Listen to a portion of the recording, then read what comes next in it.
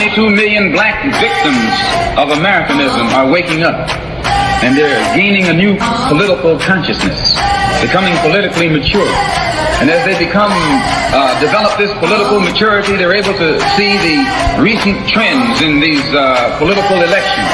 Any minority that has a block of votes that stick together is in a strategic position. Either way you go, that's who gets it. You're in a position to determine who go to the White House and who stay in the doghouse. You're the one who has that power. You and I have never seen democracy. All we've seen is hypocrisy.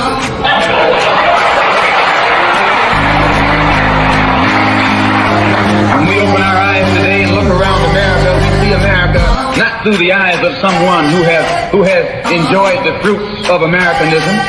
We see America through the eyes of someone who has been the victim of Americanism. We don't see any American dream. We've experienced only the American nightmare. We haven't benefited from America's democracy. We've only suffered from America's hypocrisy. And the generation that's coming up now can see it and are not afraid to say it. And are not afraid to say it. And are not afraid to say it. And are not afraid to say it. And are not afraid to say it. And are not afraid to say it. And are not afraid to say it. And are not afraid to say it. And are not afraid to say it. And are not afraid to say it.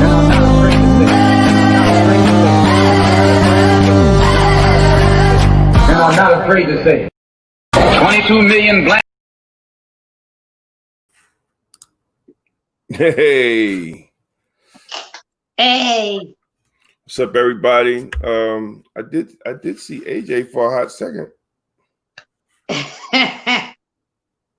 I did see him for a hot second. I don't know what happened to him. Welcome, Black Westchester Magazine, the People Be Part of Politics radio show, and we are here. We have I think we got two guests.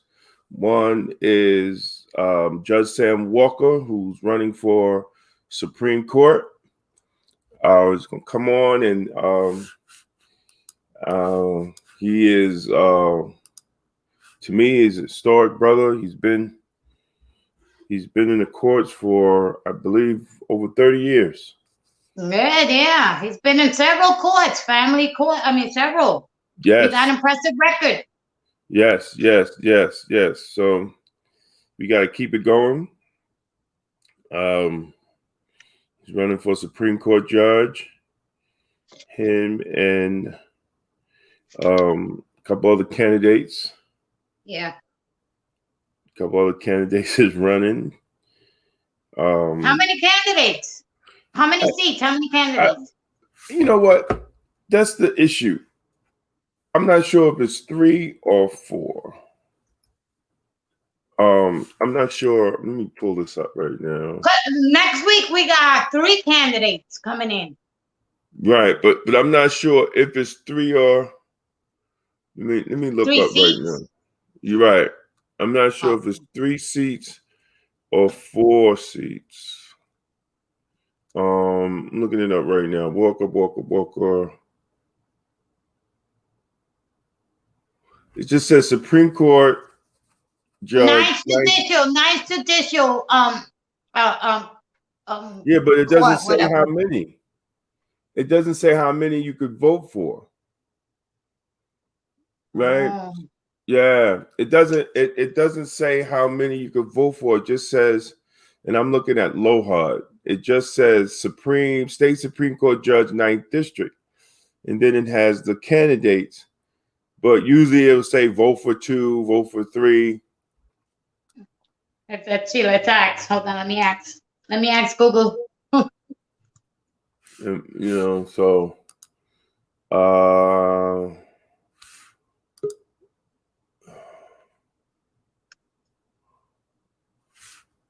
think that's AJ just popped in. Yeah, so anyway, it's either 3 or 4. It's either 3 or 4 candidates for the Supreme Court. I'm still not sure. LOHUD does not say what it is. Whoop. Oh. So it is what it is. Okay. Holy crap. What's up, Corey Pegues, Luis, Sean Smith, Cheryl Blue Brownlee Fox. Hello, everybody. Welcome to the show.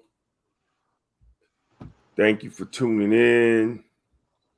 On this holiday, I guess 3-day weekend. It's a holiday tomorrow.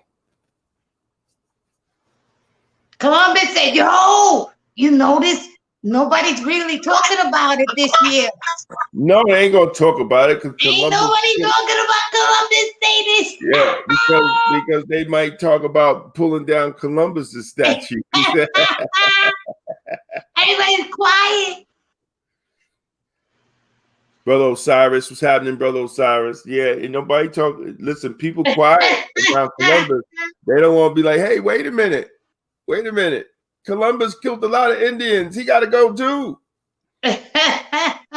Trust me, they quiet on Columbus Day. There's nobody talking about Columbus. They quiet. You wouldn't even know tomorrow was Columbus. No. Ain't nobody saying nothing. Let's keep it quiet before they start pulling down Columbus's statue for killing so many Native Americans, and getting lost, getting lost, ending up here. Okay. What is wrong with this today? AJ? Yo, what's up, everybody? Welcome to show Hi, 280. We are up on episode 280. 20 more episodes to our 300th episode. Nice. Beautiful thing. Great. That's great. So I know Lorraine had a couple of issues she wanted to address in the beginning of the show. Would you like to kick that off? Yeah. Before I kick that off, let me just do a big shout out to Ray Wilcox and Yonkers Arts. Damon, I don't know if you know, but I've been working with I know AJ knows. I've been working with in communication with Ray. Those are the folks that did the Black Lives mural in Yonkers. Uh-huh. And I've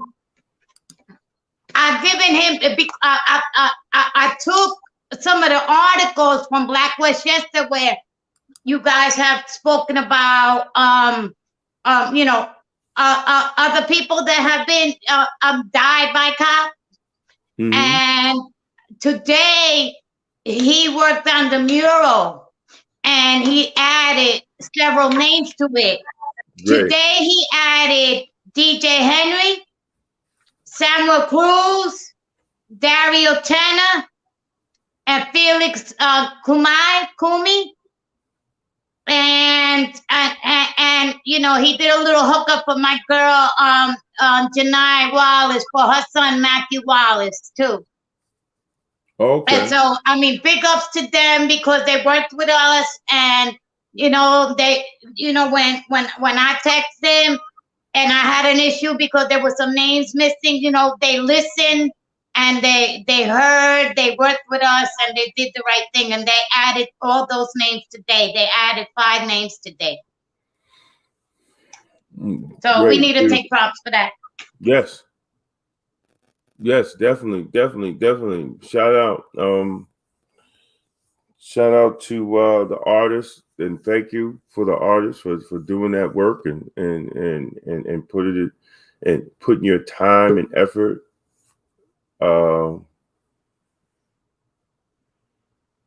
Yeah.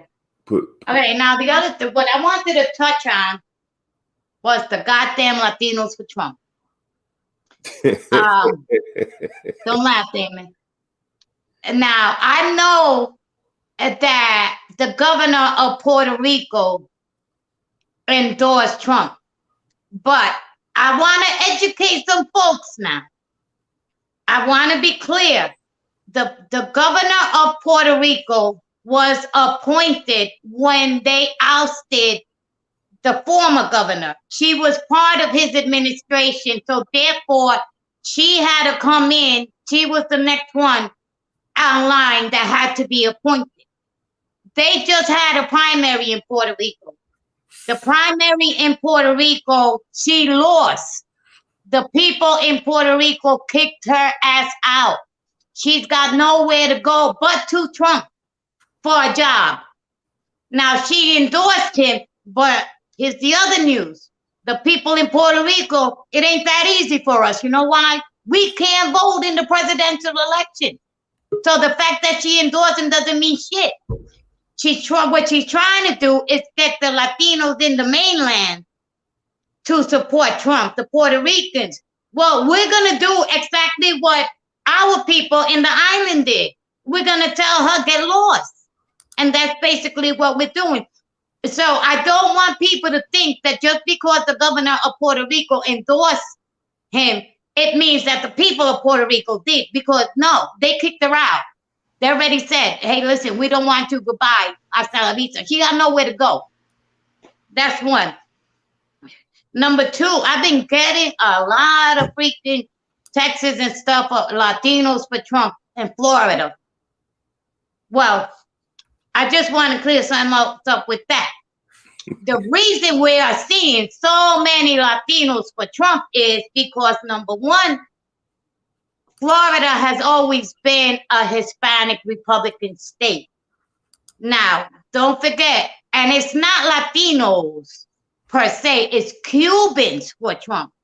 These are Cubans that came in with the Reagan administration, and they still think they're stupid idiots because they're old and senile now, and they still think that it's the same Republican Party, which it's not.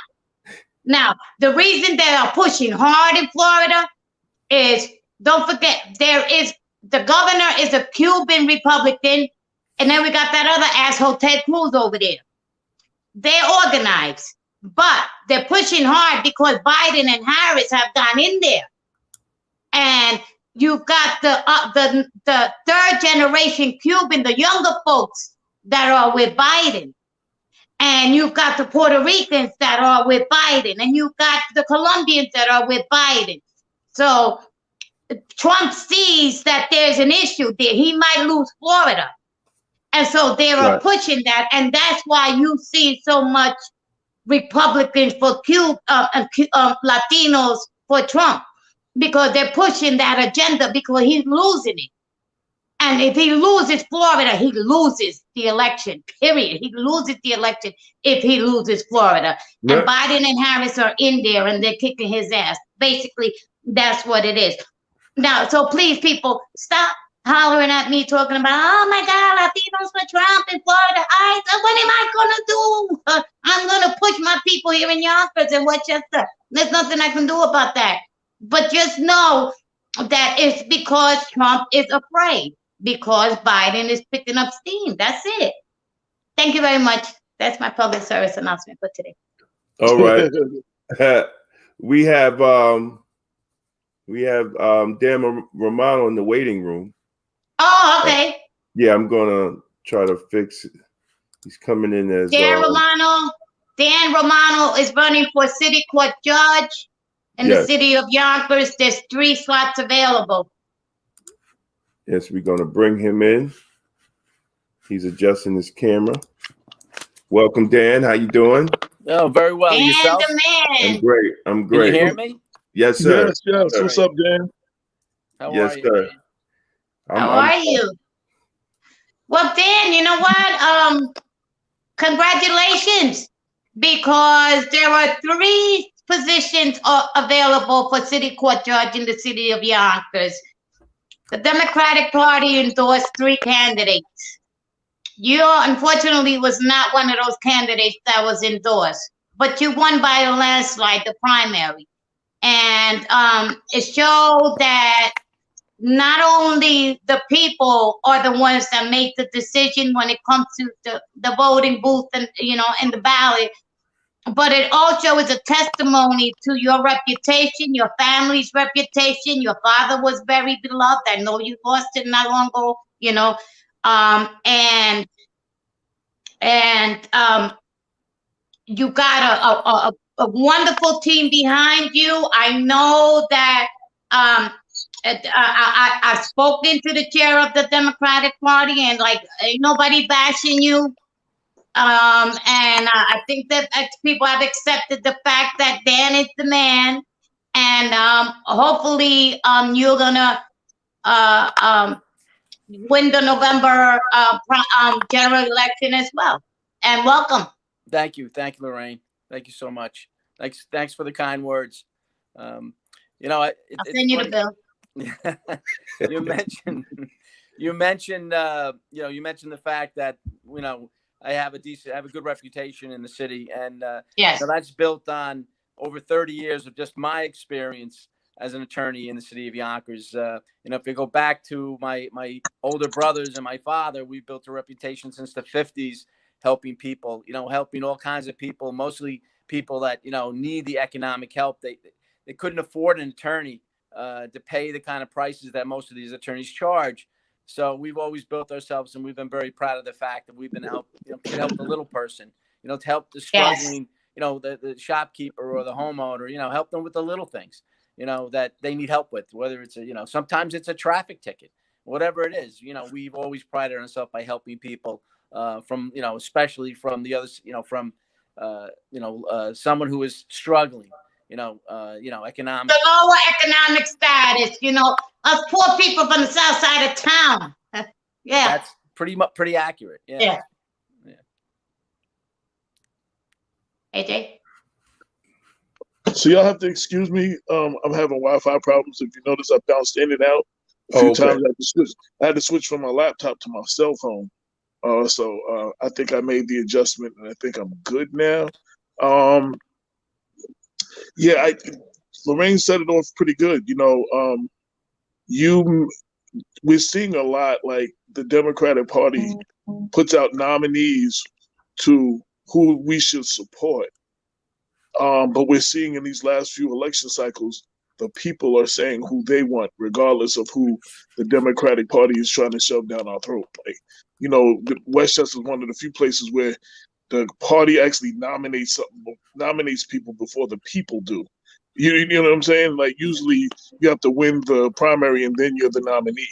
In Westchester, they tell you who their choice is, and that's who you're supposed to support. But you are an example of the people saying, no, that's not who we want. This is who we want. And I just want to speak on that a little bit.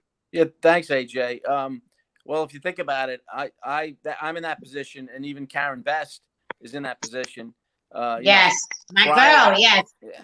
Prior to that, I mean, look at Tasha Diaz. Right. Look at Shanae Williams, and these are women of color. So the people spoke, and I think it's a great thing that we were able to overcome and get our voices heard and get out there. And thank God for the democratic process in the end, because otherwise, they'd be picking all the judges, all the leaders, all the council people, and it's great that isn't happening. It's fantastic. And if you look at the people they're picking, I think you'll get an idea of who the people really want to see up there. Right. And I had mentioned to both Vereshako and Karen Best when we had them on the show, predominantly most courts have been filled with white men. And now in the last year, we brought our first Latina, and we have a chance to have 2 African-American females. Like, the court for the first time is going to start looking like the community, more like the community. And usually, traditionally, it's been, filled with white men, and that didn't always represent what the community looked like. Yeah, no, I agree. It's funny, growing up as a kid. My dad was a pretty successful attorney, but he always talks about certain judges that he was close with, and one of them was Harold Wood. And I don't know if anybody knows Harold Wood, anyone on the panel, but he was the first African American state Supreme Court judge elected in the county of Westchester. And even Joe West grew up on Maple Street with my dad, and he was another county court judge out of Westchester, African American. That's the type of thing that we've always pushed for. We've always, it's been to us. I'd have to say it's been a great experience helping those gentlemen get on the bench. Great legal minds, and we're always proud to do that. And now it seems as though now the women are being pushed forward, which is a great thing too. There should be more women on the bench. I mean, that's always been a cry of ours throughout the years. You don't see enough of that, and now you're seeing a lot of it, and we think it's great. And I think another reason, I put everything before George Floyd, after George Floyd these days, and we're seeing a lot of calls for criminal justice reform. And while marching is good, this is one of the ways you can help criminal justice reform by getting more people that represent the community into the courts. I agree. And I also think you need more people that represent the community on the police force and on the fire department. Absolutely. I think, I really believe that, because, if you go into a burning building, and if no one speaks Spanish these days, especially in South Yonkers, you got a problem. You need more, more people of color involved in those, in the police department, in the fire department. And I know those are plum jobs right now, but you really need to push that aspect. To me, I think that if you pressured some of these politicians to make more hirings, minority hirings, that would help a great deal. The kids on the street, when they see a police officer, say a white police officer, they may react differently than if it's a black police officer. They need. Yeah, they relate. Yeah. Yeah, when you got, and if they're from Yonkers, if you grew up here and you're a person of color, the streets, and I think it's a great thing. I think they ought to promote that. I think they ought to push that more. But that's what the politicians need to do.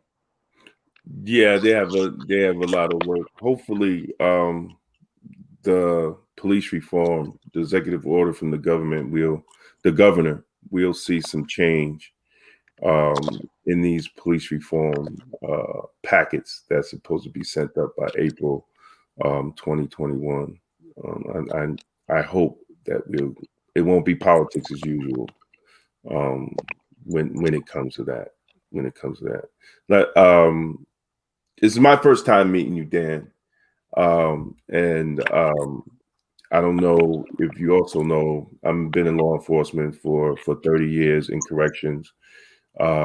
We have a mutual friend from New York City, from New York City Corrections, Vincent Capers. Yes, Vinny Capers. Yeah, that's my partner. I've known him for a long time, and actually, we live now in Middletown in the same complex. But I've known him. Cool. Yeah, I've known him for many years, and we've been in organizations together, the Grant Council, and in different organizations. So he talks highly about you, and I wanted to say, my organization, Blacks in Law Enforcement of America, we also announced a support, and we also this week we'll be sending out a press release supporting you.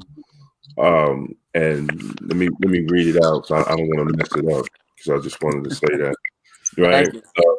Supporting you, Karen Best, and Vera Shako for Yonkers City Judge.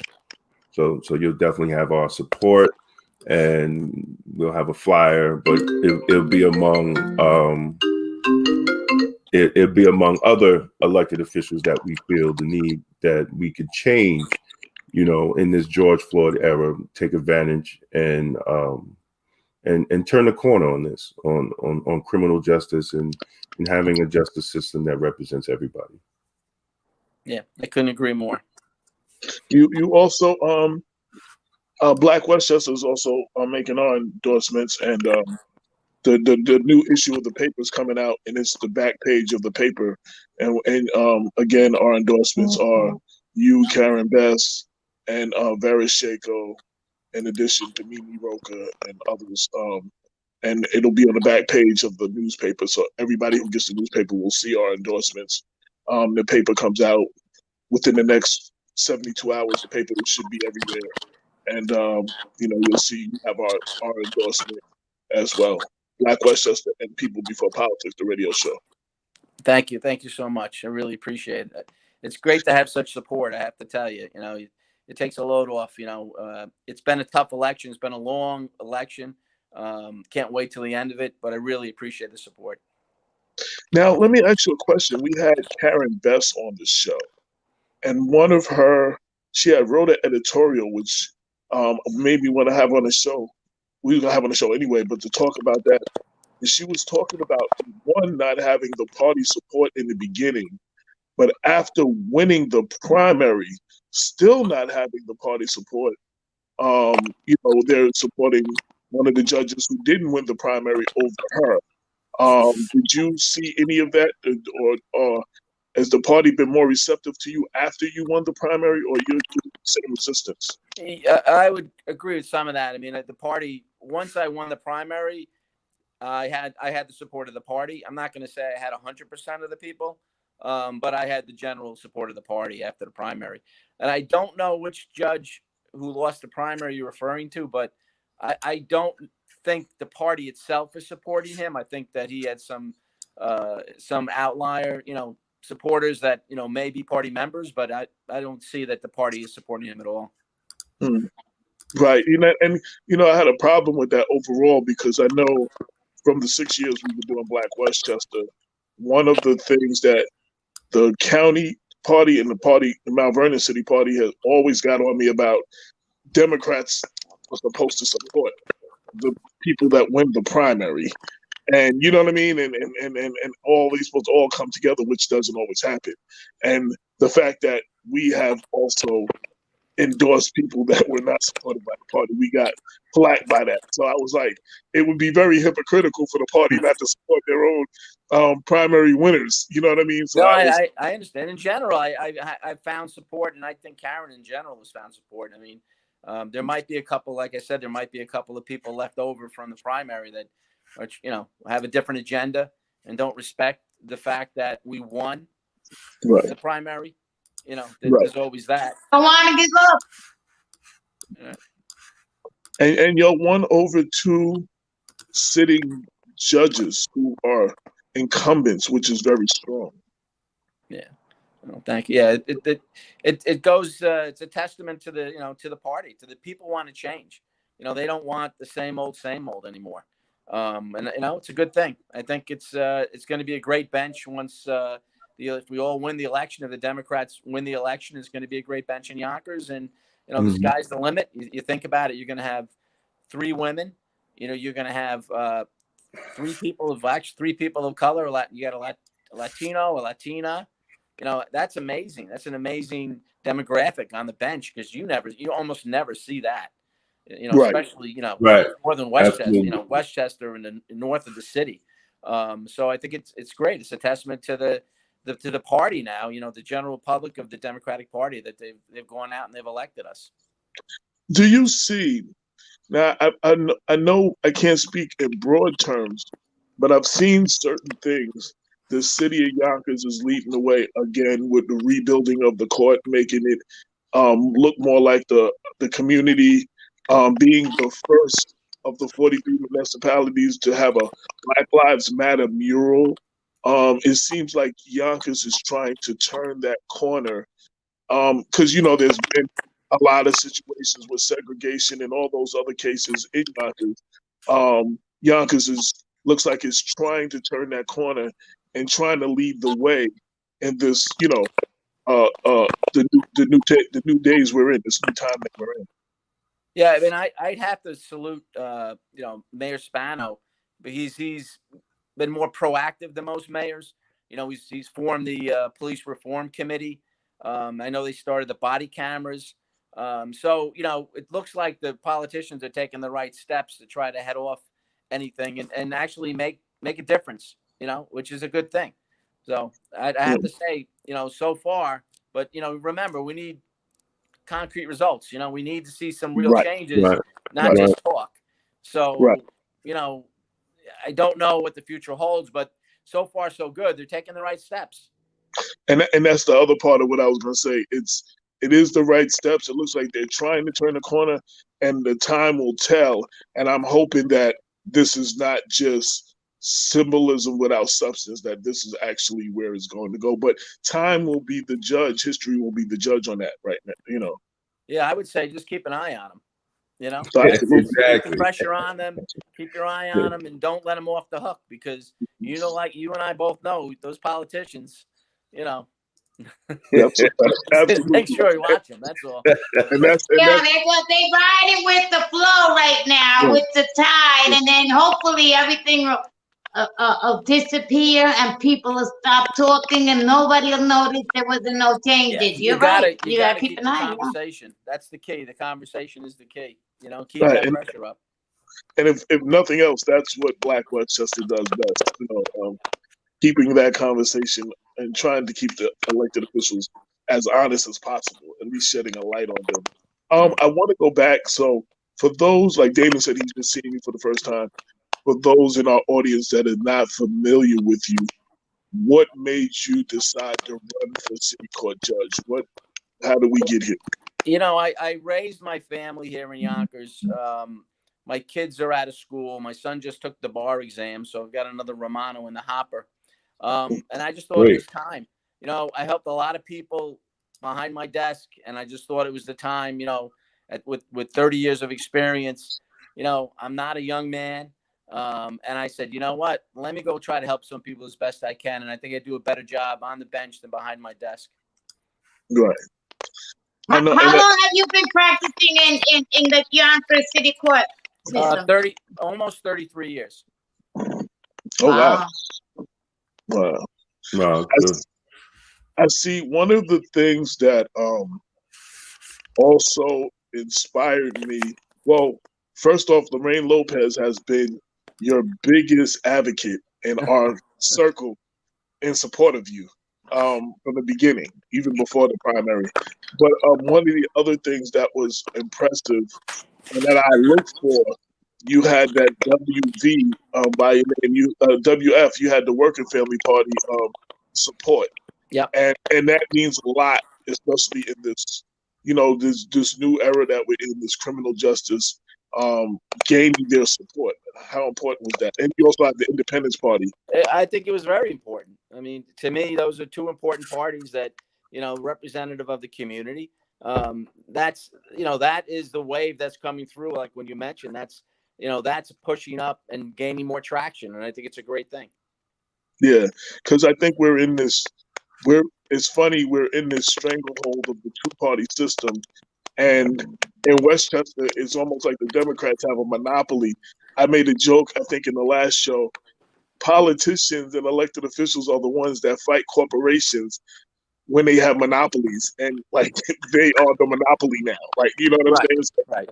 So the Working Family Party and the Independence Party have been a great third choice, you know, to keep them honest, to bring things to the table that might not have been discussed within the candidates of the first two parties, you know, the major two parties.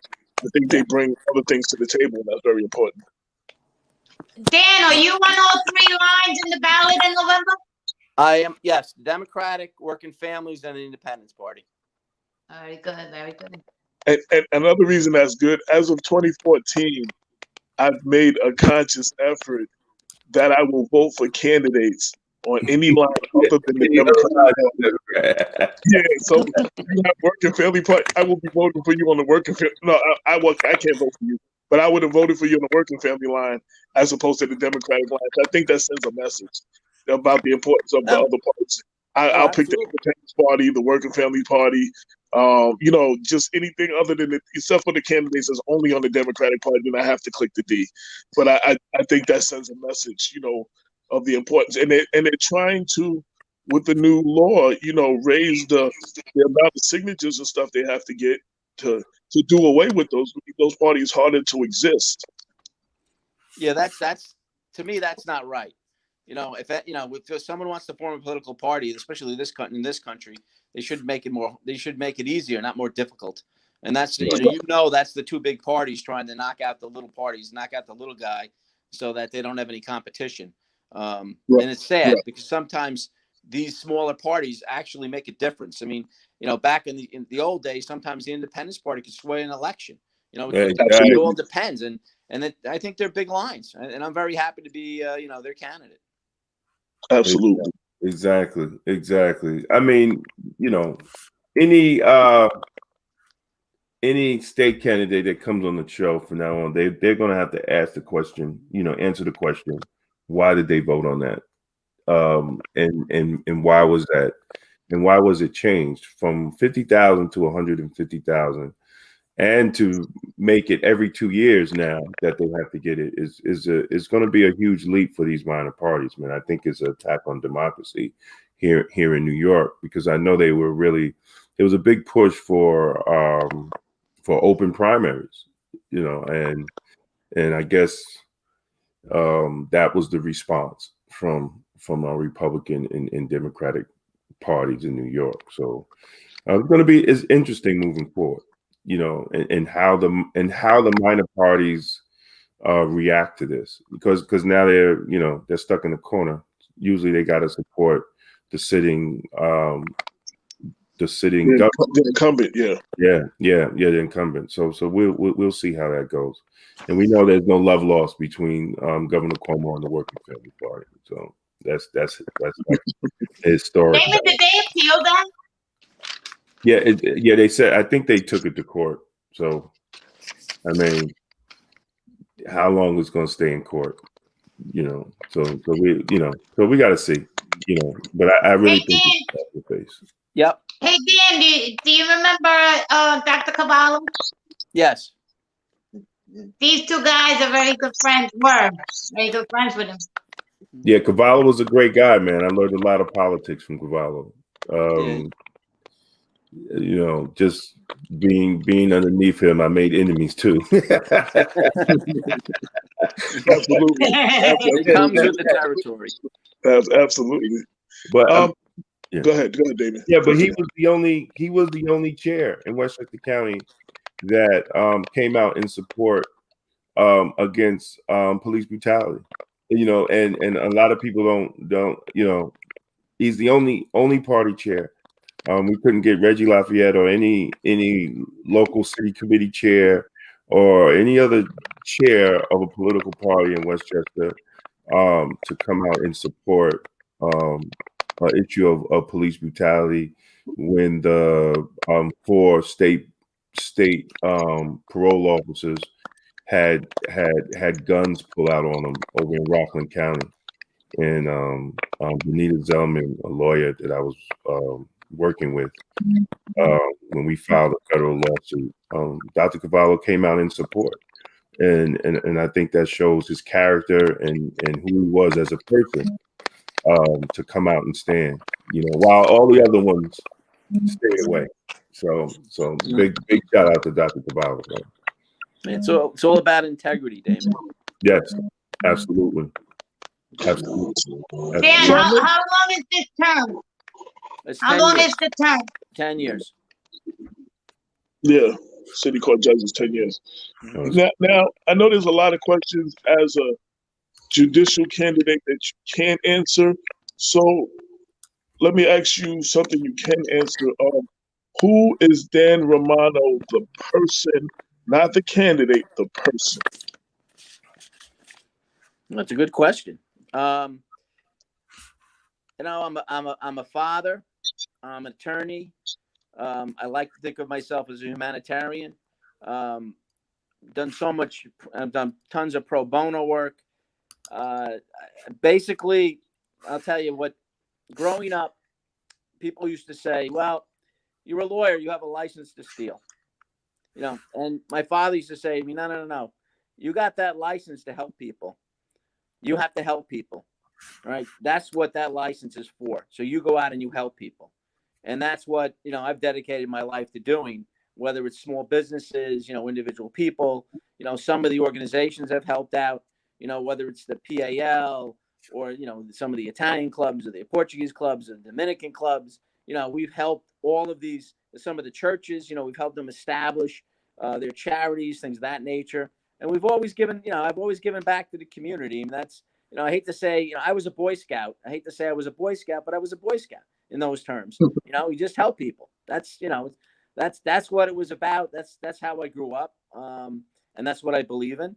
And, going forward, that's the kind of judge I want to be. I want to be a judge that understands the people that come in front of them. I understand where you're coming from. I want to be that kind of judge that I can sit there and I can see somebody and say, all right, I understand what you're talking about. I'm going to give you the time to talk about it, and I'm going to have compassion, and I'm going to understand you, and that's always changing. I mean, because you get all kinds of people in front of you. So the understanding part is a constant thing, when you get new defendants or new plaintiffs, in front of you every day as a judge, or tenants or landlords or whoever it is. So. It's funny you said, I hate to say it, I was a Boy Scout. That used to be a thing of pride. I was a Cub Scout, and then the early years of Boy Scout. And then, I never followed up after that. I got into other things. But that used to be a pride. You were part of the Boys. Now it has a negative connotation with some of the things that they're being accused of and all those things. Commercials, the commercials. Yeah, it's a shame. Yeah, it's sad. It's sad. I actually, all my two older brothers were Eagle Scouts. I mean, right. I never got to that point. I did Cub Scout, did a little bit of Boy Scout. I never made it to that point. Yeah. I mean, we in Boy Scout camp, you'd meet kids in other different communities, like the Mount Vernon troop would come in, or the Bronxville troop would come in, and you all had to work together to achieve some common purpose. So, that's a great experience, and it's sad that it doesn't exist anymore. Learning wise, it was very helpful. You learned so many different things on how to survive in life and take care of things. You didn't have to, you didn't have iPhones. You couldn't Google something. You had to figure it out on your own. And that's kind of what Boy Scouts taught. But, these days, of course, there's a negative, connotation. But, that's how I feel, how to carry myself. You open the door for someone who's come, to the, someone who's coming into the store. You just go out of your way a little bit for people. And you know what? Your day is going to be that much happier. Even if they don't appreciate it, it's okay. You just try to do the nice thing. Absolutely. My parents moved me. I was born in Mount Vernon. My parents moved me to Suffolk County, Long Island when I was 7. So from 7 to 14, I lived out there. And that's when, so I was in Suffolk County. So you can imagine I was exposed to a whole lot of people I normally wouldn't have been in the Scouts, just the different towns and municipalities out there. And it was a different experience altogether, which I'm grateful for because of all the people that I was exposed to, all the experiences that I was exposed to. So I definitely, I wish that they were what they used to be, Dan, our question, what is your position on alternatives to jail? I'm talking about drug court. I'm talking about rehab. I listen, the last thing you want to do, in my opinion, is send someone to jail. It does, as much as they can tell you, you want to help the person. You throw them in jail. What do you got? All you're doing is perpetuating the cycle. Making them better criminals. So, anything, the guys in corrections know this. You got to stop the cycle. That's the key. So to me, anything you can do, whether it's youth court, a lot of the problems stem at school. So I think the kids in high school, you got to step in and start some programs there so they don't end up in the system. But I'm for all of that. If you can, Lorraine, if whatever things that can work, I'm for it. The last thing I want to see is some kid going to jail, because I've had friends of mine and they ended up like that, and it wasn't a good thing. You know what I'm saying? I never saw them. It never helped anybody from what I can tell, from the kids that I grew up with, that I was friends with. It's a sad thing, but some kids, that's the way it goes. But normally, anything, Lorraine, any system, any program, and I'm a big believer in helping figure out different programs. I remember I had what's that? Different alternatives, yeah. Yeah, because I remember I had an early case early on in my career where I had a kid with a criminal charge, and I asked the judge. I said, "Well, can't we think of something outside the box to help this kid?" So we gave him. The judge says, "Yeah, let him work at the firehouse." So the kid worked at the firehouse, and once you know it, he became a fireman. I mean, that's the kind of thing. That's what I'm talking about. Get them, yeah. Things like that. Get them more involved. Get them working. Get them thinking and working. What do you do in jail? What do honestly, especially at a young age, at a young age. They're so impressionable. You got to stay out of that, as much as you can. And that's why God put you where you are. And that's I think why you won that primary. Yes. I think down the road, Dan, like judges like you, there's a lot of good people on the bench now that are forward thinking. I really hope that the politicians, those who make the laws, will sit down and start talking to the judges, because right now we have more programs in jail than we have in the street, and I think that's sad, And I was kind of upset, with the whole COVID thing. I was personally against sending people out in the street because there wasn't no help for them. How are you going to let 150 people out to homes that don't have jobs, to a government that is closed, and think that we wouldn't have a result of crime and violence because there's no support.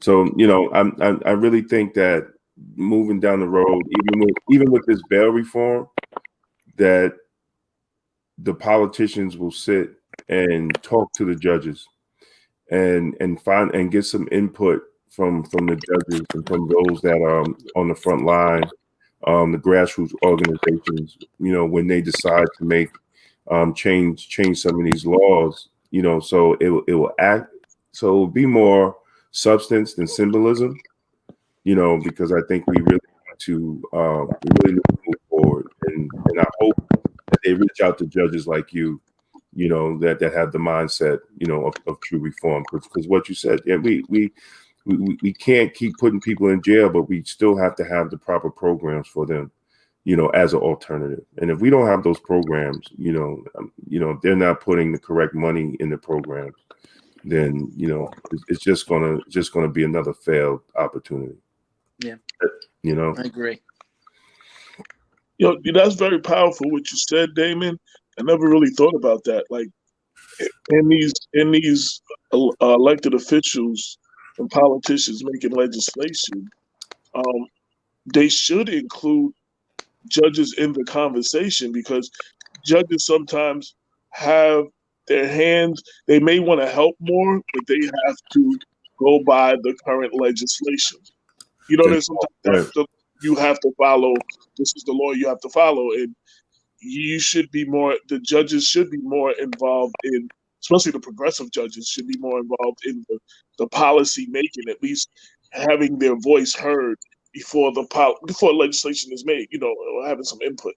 I think that's very good. And that's a conversation that I don't think I've heard many speak on before. I've never heard it. I've never heard anybody make that suggestion. Right. Well, go ahead, Dan. Go ahead. They didn't, when they passed the last legislation, from what I understood from a lot of the judges, is why didn't they ask us? Exactly. I mean, I was dumbfounded. I said, what do you mean? They go, they didn't ask us. And some of the district attorneys also said the same thing. They said, don't worry about it. So it's a problem. When you pass that kind of legislation, everyone should be in the room. Everyone should be talking. Everyone down the line. So we were all on the same page. We all want the same result. We all want to help everybody, and we want to get the system straightened out, because obviously a lot of parts of it aren't working. No, it's not. A collaborative effort. Yes. I mean, it was a good, when you start talking about people that do crimes to survive, steal food, things like that. We get it. But I don't think the law did not match New York State's criminal law. And the fact that you can knock an old lady out and go in front of the judge and walk out, something's wrong, and then the judge's hands is tied because of the law, right? Right. Mount Vernon, riding hour, right? He was arrested before he was arrested over 33 times, for arson before, enough was enough, and they figured out a way to lock him up, but what after 33 times of setting fires and putting people They're making some families homeless. This guy's, it was amazing. It was amazing. But everybody blamed the law, but still, you can't make laws like that without talking to the judges, without talking to people that's grassroots. And sometimes the politicians in Albany do that, and even us as black law enforcement, we scream. We like, nobody has reached out to us and asked us anything, so I think moving forward, I don't know. It's like, is there like a judge organization? Yeah, there is, and they should call upon them when they do legislation. The state legislators have, they should absolutely do that, and hopefully they'll do that in the future. At the city level, there's not a lot we can do, right? But certainly, state Supreme Court and Appellate Division, Court of Appeals, they can all chime in. And hopefully things will change. I mean, New York loves to kind of just, throw it against the wall and see if it sticks. And that's kind of what they did with that bail reform. And but it was a long time coming. I mean, I can't tell you how many times I've seen clients, they'll put $500 bail on him. And the guy has no money. Right. What are you doing? And he didn't commit a serious crime. Right. Well, I don't understand, but that used to be that, what they used to do. So, hopefully that'll all work out in the end. I think they'll get on the right track. Yeah. Now that you brought that up, every time we have candidates running for state office, assembly and state senate, we have the elected officials on, I'm going to make sure that I bring that up. I'm going to bring that up to those, that's going to be a new question that I initiate conversation on with them as well. Good idea. Yeah. Dan, I benefited from the task program. Oh, did you? Yeah. And you know what? They were good. You know why? Because I messed up a couple of times.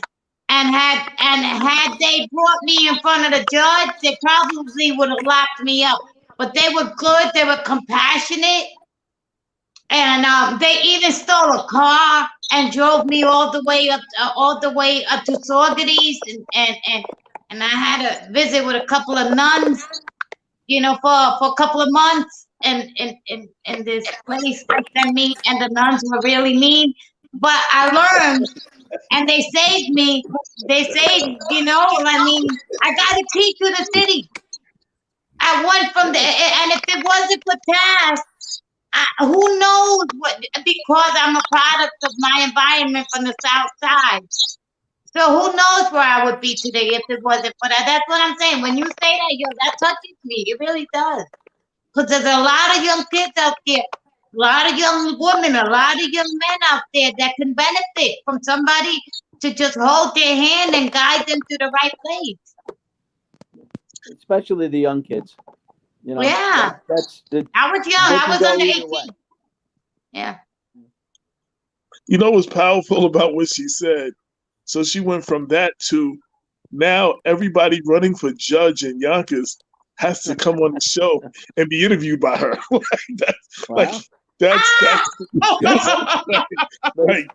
It's also a testament to her character. Right. But without those second chances, she wouldn't be here to bring that up. She wouldn't be here to represent that. And how many more with second chances could be that or something else? And that's just a testament to those second chance programs and those alternative programs. I think a lot of us have gotten second chances.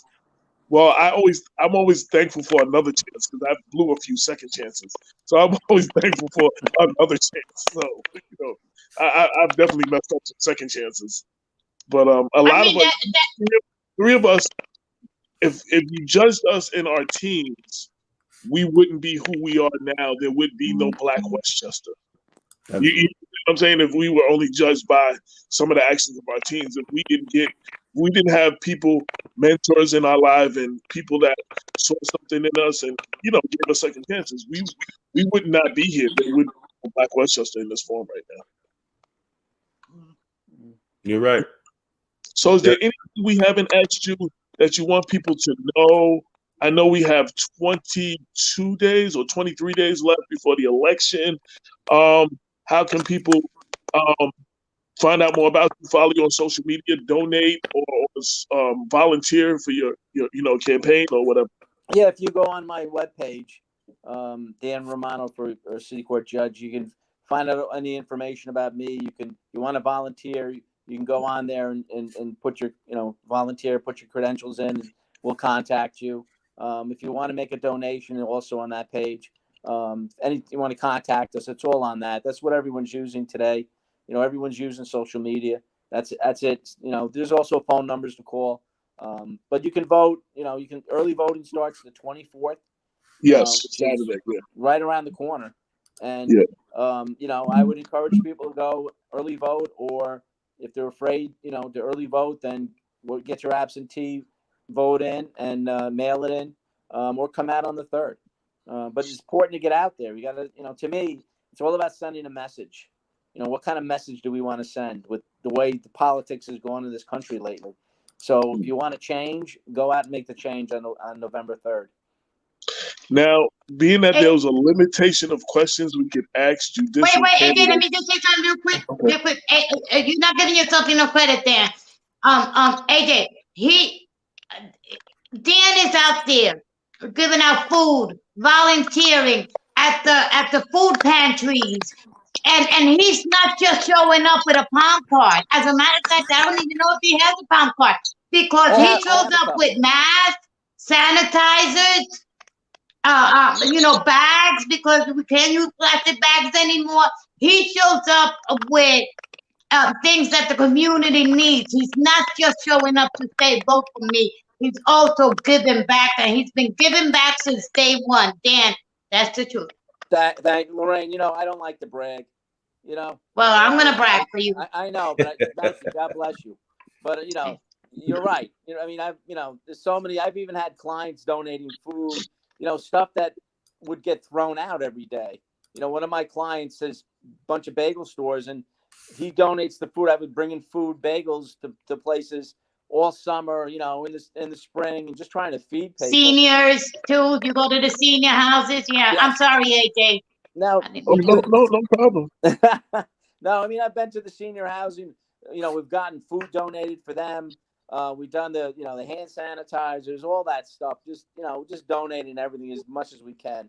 Because it's about, in the end, it's about helping people and trying to feed some of these people. When you have 400 people in line at Serrato Park on a Friday afternoon, you until you see that scene, you don't realize the need. And there's a great need. And I don't, those people, there's no more, they stopped doing that. I don't know what they're doing now. It's really, really difficult. I know my cousin, Jeff Meyer, if you know Jeff, he runs the food. Jeff, of course, we love Jeffrey Meyer. Yeah, yes. Jeff runs it up in White Plains, and he's still pushing that. It's really hard. And I think Mike Cater is going to have another, he's going to have something, I think, next Friday down at Chicken Island in Yonkers. We have more food to give away to people. So, we've been, it's just about giving back, thanks, Lorraine. I love the plug. But like you said, I've been doing things, and my family's been doing things within this community for 70 years, so to us, it's second nature. To me, it's second nature. We don't look at it to profit or anything. We just want to help people. Kids need something. We go out, we get them book bags, or they need something, whatever it is. Someone says, hey, Dan, we could use this. We could use that. If I don't have it, I'll find somebody that has it. We have some network, within the office, so we'll find it. And it's all about giving back. And listen, you got to give back. What else are you here for? Why are you on this planet if not to help people? Right. That's my philosophy. And then, as I said, you have a strong advocate in Lorraine. It's been like that since day one. Before I knew you were running, that she has been advocating for you since the beginning. Yeah. I grew up with the name Romano. It's just a name in Yonkers. It's just one of those, like Lopez. No, but Romano is a name that I've heard all my life. whether it was his father, whether it was his brother, now it's Stan. Like, how could you not? Well, And Lorraine, then I just met him, and then he's just fantastic. they, some people don't know the history. My father grew up in Yonkers. He didn't have a dad. His dad passed away. His dad died when he was about 1. So his mother was a widow and had to raise him and all the other kids, off of Park Hill on Maple Street. Grew up on Maple Street. I used to live on Maple too. Yeah, his oldest brother got killed in World War II. My other uncle, his other brother ended up in a VA hospital his whole life. So Dad at a very early age, and he was a very tough kid. He used to run, all kinds of shenanigans up at Yonkers High School. And he could have went either way, but he went to the Marine Corps, and the Marine Corps straightened him out. He loved the Marine Corps. He credited them with saving his life. And then from there, he did, the GI Bill allowed him to go to college and law school. So he was really a street kid, a tough street kid that grew up fighting. So, that was his nature. So he always gave back to the people that gave to him. The neighborhood bought him his law books because he couldn't afford them. So when the neighborhood does that, you feel an obligation to give back to the community. And that's what he always instilled in me, that same philosophy. Like I said, I go back to what he told me when I got my law license. He says, you got a license to help people. That's what that's there for. Never forget that. So thanks, Lorraine. Well, I thank Lorraine for bringing that up too. And in closing, since there's a limitation of questions you can answer, we came up with 2 non-generical questions that have nothing to do with the election that we ask all judicial candidates. The first one being, if your house was on fire and you could only grab 3 things, what would they be? Well, it'd be my kids and my wife. Okay. Not in that order. I mean, my kids and my wife. To be honest with you, I've heard that question before, and it's funny. People will say, "Oh, I'll get my computer. I just get my kids and my wife out. That's it. There's nothing else I would want to get out. Let it go. I don't even my cell phone or whatever. Everything else is replaceable. Exactly. People aren't replaceable. So that's what's up. And if you were a superhero, who would you be and why? A good one. These are those kind of questions that candidates can't prepare for. That's a tough one. I was always partial to Spider-Man. But if I had to sit down and think about it, Daredevil was a blind lawyer, I guess.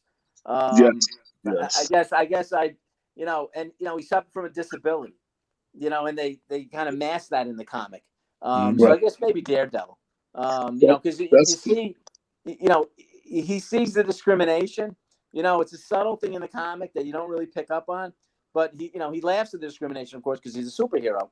But people discriminate him because he's blind, and they underestimate him also because he's blind. So I have to say Daredevil. Mm-hmm.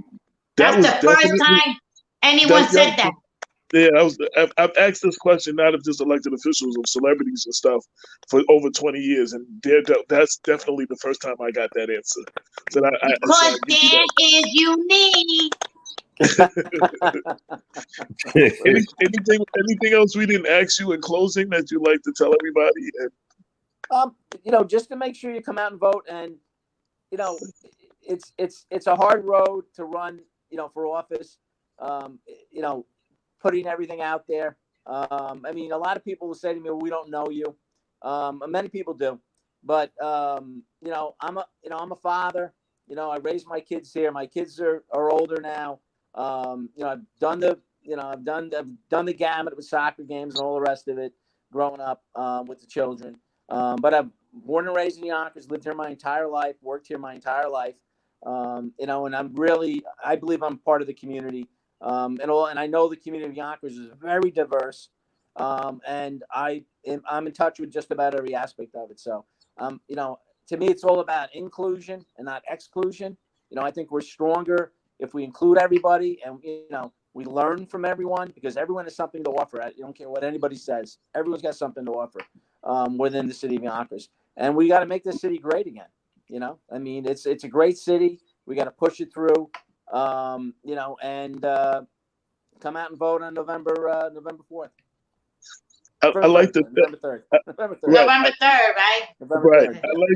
I like to thank you for taking the time to appear on the show. And if I can quote Damon, we always like to have persons of character and good conscience over just persons of color. You know what I'm saying? So when we have somebody that has all of that, it's a good thing. So I'm looking forward to see what you do on the bench and when you win. And good luck and thank you again for being on the show. Thank you so much, everybody. And you're We'll see welcome. you at the victory party. Okay. We know I mean, it's hard for judges, to talk about anything, but you're welcome to come on the show. I have no clue what you're going to talk about, but well, in the future, it may be something may come up. You may want to find out the perspective from the bench. I'd be more than happy to appear for you guys if you like. Absolutely, that's great. I would appreciate that. And if there's anything for any reason that you need to get out a perspective or something, utilize us as that venue. Oh, thank you so much. Like if they do that judges collaboration with people and stuff, and you need to get the message out. Oh, absolutely. Yeah. No, that's 100%. Thank you so much, everybody. All right. Have a good night. Have a good night, sir. All right. And Godspeed. Good luck. All right. Thank you. Thank you. And okay, so that was one of our three. We've had all three on at this point, the three candidates who won the primary for the 3 seats in Yonkers City Court Judge. And as Damon mentioned, both Blacks in Law Enforcement and Black Westchester and the People Before the Politics show has officially endorsed all three. So, I was glad to get him on. You gotta excuse me, I'm reaching for my charger.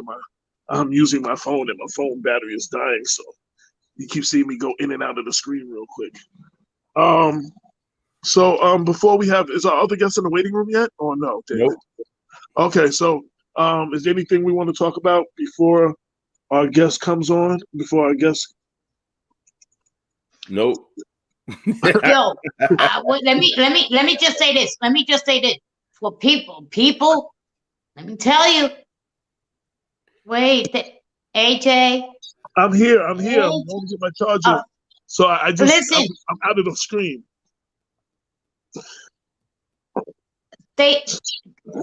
Donald Trump. He had his rally the other day, right? That his COVID party that he had on the lawn on Saturday. Yeah. Mm-hmm. Keep in mind, if you look at everybody, they were wearing green T-shirts, right? Mm-hmm. That's Brexit. Okay? That's the black and brown people. Okay? So he made sure that when he did his little COVID experiment, he didn't do it with the white folks. He did it with our folks. Oh, people absolutely. need to think about that when they be like, oh, I love Donald Trump. Okay? Think about it. He used y'all or whoever went. I know the guy from the regional chair here. He's from the Bronx. He went up there and he's Spanish, and I was watching him on Facebook, and I'm like, you're a dumb fool. He just used you. Yeah. Yeah. Just saying. They did. They did. And he kept saying, and he kept thanking them for sponsoring his event. He kept listing them as sponsors. No. He didn't. They didn't sponsor it because the guy said he got summoned by the White House. They got summoned. Everybody got emails and texts, and they said you're all invited. Everybody from Brexit was invited to go. Yeah, no. Donald Trump was thanking them for being a sponsor, though. So for people that didn't know better, people that didn't know better would think that they sponsored it, like Yeah. Amazing. So keep talking while I'm trying to get to my charger. Amazing. Well, I mean, look, at the end of the day, if people have to go get out and vote, in these states, these poor white people that are voting against their interests. I clearly don't understand these dumbass police unions that are voting for Republicans, and Republicans don't even like unions. I don't understand how these union presidents actually think that they are separate from labor. You are a labor union. You govern the same way as 1199, the Teamsters, and anything else. You go through a collective bargaining agreement. Trump does not like contracts. He does not like unions, but these police unions still stand with Trump while he continues to take away their rights through the collective bargaining agreement and weaken the rights of the collective bargaining agreement. I think, at the end of the day, like when you take away, when you take away all what unions are about, right? When you fighting for labor rights, fighting for healthcare, fighting all these things that you get being a part of a union. And when you take that out of the picture, right? What are they voting? What are they supporting Trump for? White supremacy. It's just plain old white supremacy. That's what they're supporting Trump for, because you have poor white people voting against their interests, right? And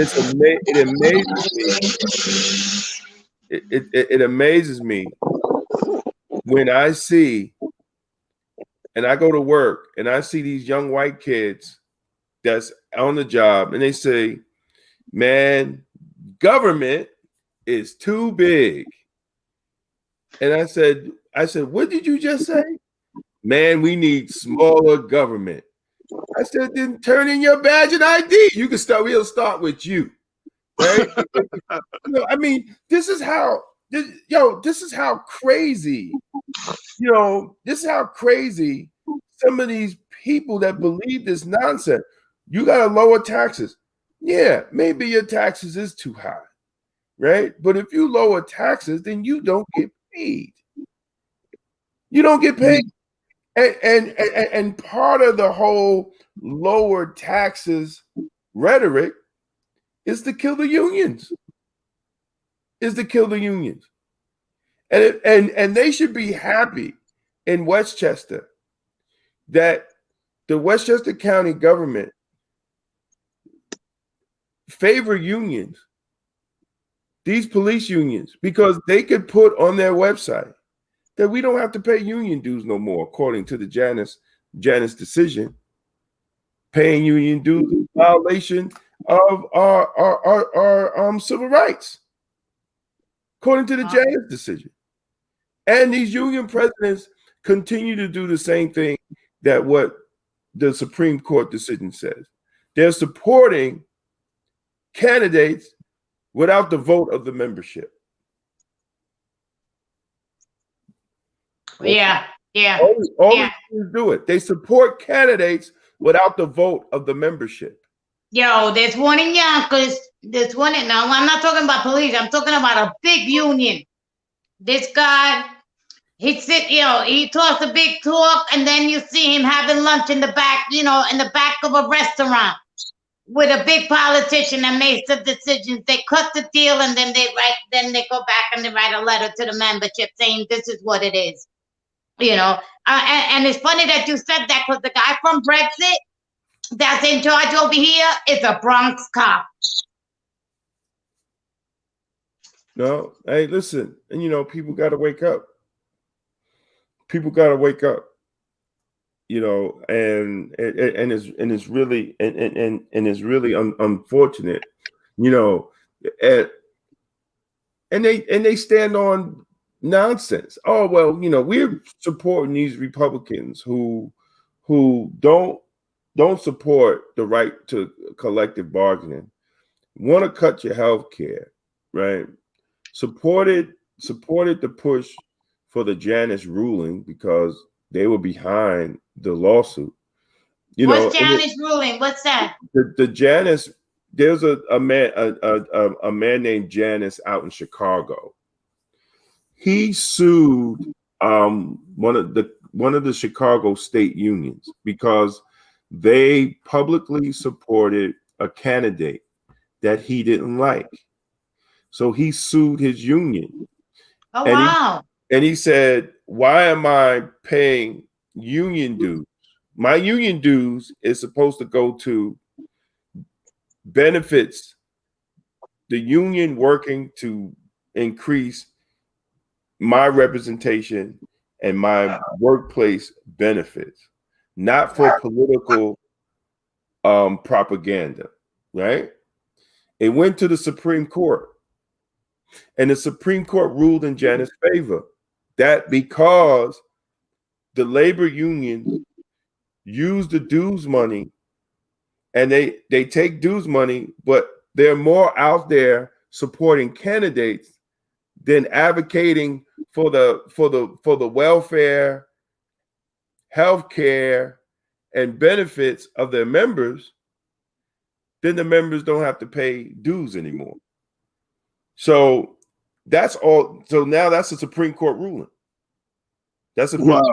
So that means no government worker has to pay union dues. See, when we get the job, when we get the job, they automatically start taking union dues out of our check. They don't even ask us, right? They automatically take union dues out your check. Now that's illegal. They can't do Well, that. you know, if it were all unions, because like right here, a couple of bus monitors got, well, a lot, like 400 bus monitors had to get furloughed for a couple of weeks because of COVID and because, you know, what happened, right? And the schools weren't open and they got furloughed. And the union went out there and they told the members, come on, we're going to pick it, we're going to do this, the union leadership. But while they were furloughed, they still had to pay their dues in order to continue to be a union member. And my question was, they've been paying union dues all this time for years. You're sitting on all this money. Give them all a stipend to help him for it was 2 weeks. Some unions do, like when they strike or when some unions do. It depends on the union. Well, I can't speak on their union, you know, but some unions do. It's all whatever in the bylaws and how they got the union thing set up. But basically, you know, my discussion was basically about that. You don't have to. If you're a government worker, now if you are a union for a private company, that's different. We're talking. Oh, right, okay. Right. That might be it. If that bus company is a private company, then I don't know. I'm talking. Well, those drivers would be CSEA, right? They were CSEA. Oh, yeah, that would be CSEA. Yeah. Then they don't have to pay union dues. And there's one guy at my job who stopped paying. He's a member of CSEA. He's like a technician for the laundry machines, right? The washers and the dryers and all that. And he stopped, and he's retired. He's retiring, I think, next year. He stopped paying his union dues. He says, I'm not paying. And he doesn't lose none of the benefits, right? He doesn't lose anything. Good for him.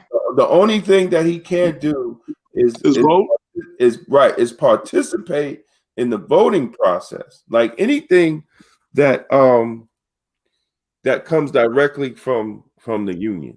Like he doesn't lose dental because all that comes from the county, right? They can't take that away from him. But he can't participate in union stuff, union activities. But he don't. But if they negotiate a new contract and everybody gets raises, he gets his raise and all that stuff. He gets his raise because he's a county worker. There's nothing they can do about that. He gets all the benefits from the collective bargaining agreement, but he just can't vote on the collective bargaining agreement. Right.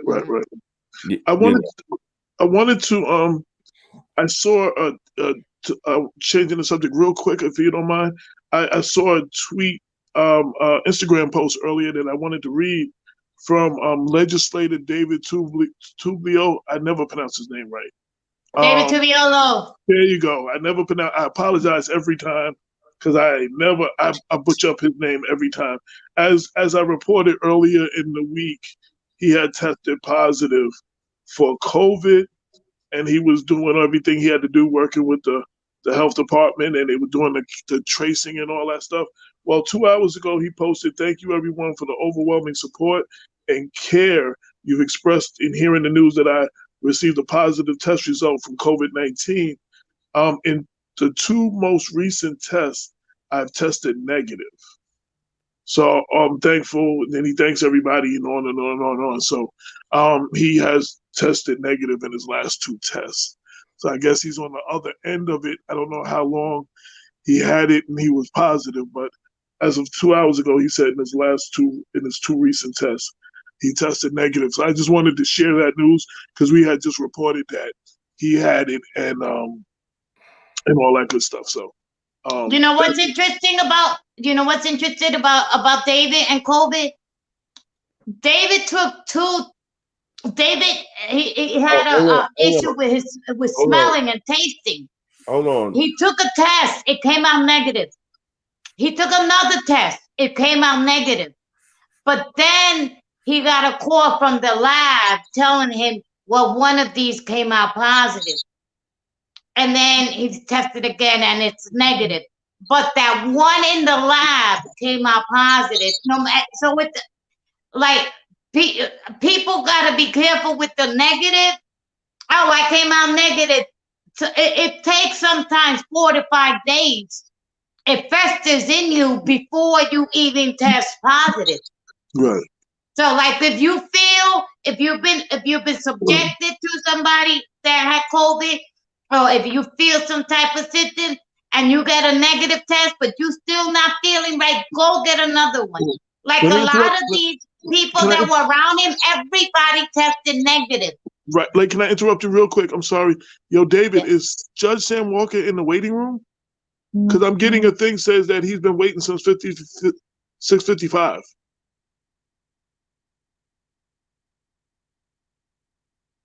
Is he, do you hear me, Damon? I'm not hearing Damon.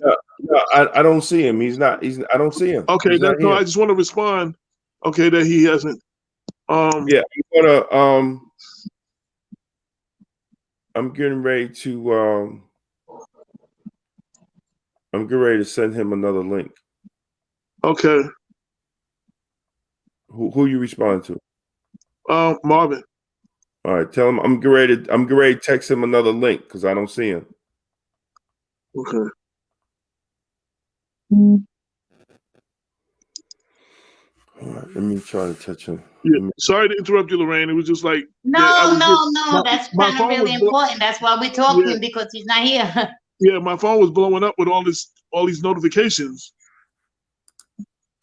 and I was like, "Wait, hold up! Has he been holding that long?" No,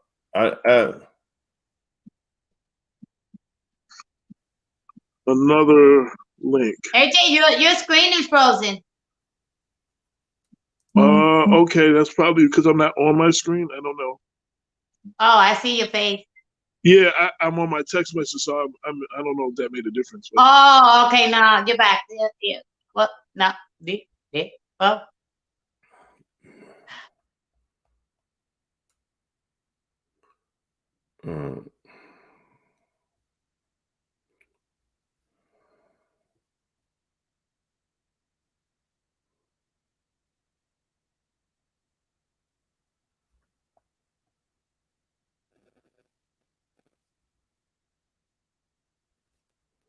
Let me see.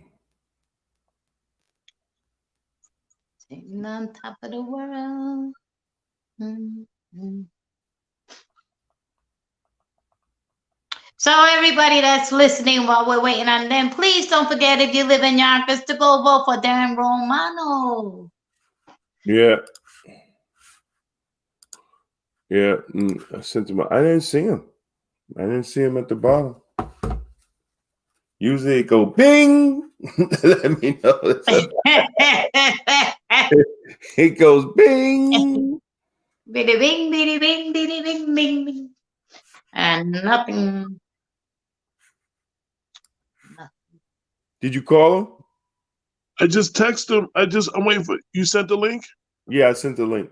Okay. No, I hit myself off the screen as I was texting. I don't know how, so I'm back. Hey, Jim, move your face. Oh. Yeah, I'm moving. I have it on the selfie pole, so that's why I keep spinning like that. But I had to put it close to the charger, so I'm using the side view instead of the front. Anyway, I'm here. So Lorraine. Yo. Yeah. I also got a text, and they said, tell Lorraine to use her inside voice. She's really loud.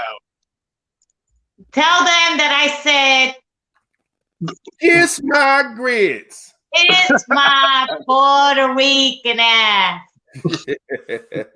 Well, that was the message. So I related. So yes, we're waiting. Tell them I'm not loud. I'm Puerto Rican. Okay. Seeing if they responded.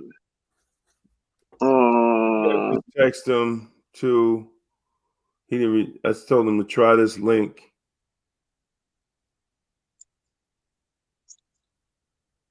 He said he was there since 6:55. Yeah. Nah, man. Because Romano jumped off what time? 7 something? 7 something, and I kept talking to him because you didn't tell me that he was on, so I kept talking to Romano for longer. Yeah, I didn't see him. All this stuff is new. Everything is. Yeah. Yeah, it's and no disrespect, and this is not ageism or whatever you call it. Older people are not used to the technology. Like you know what I'm saying? Some older people are just not used to the technology. I've had to walk some people through on how to turn their microphone and their camera on in a Zoom meeting yesterday. Just no, go down and see the thing at the bottom, and you have to walk them through. Hold on, because I sent it. I should have emailed it to him. Well, send it to me. I'll send it to Marvin, and we can do that way too. So no, I got his thing right you here. got a direct number, okay? Well, I text him.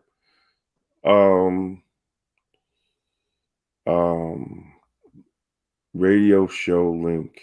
So if everybody figured out, our next guest is sitting judge, New York State Supreme Judge Sam Walker. He's been there for 30 plus years or something like that. He's running for re-election in the election coming up. I'm great. Call him. Okay, so he's having some problems signing in or whatever. So we're resolving that now, just so the people that are viewing us, who watching us, know what's going on. I just wanted to let y'all know. So we're working that out now. We was gonna give him at least a half an hour anyway. If we may run over 8 o'clock as often as we do, sometimes now, because we're not limited to the show time. We have to cut off at exactly 8 o'clock. If we necessary, he will get his time when he gets on. I heard something, Damon. Okay.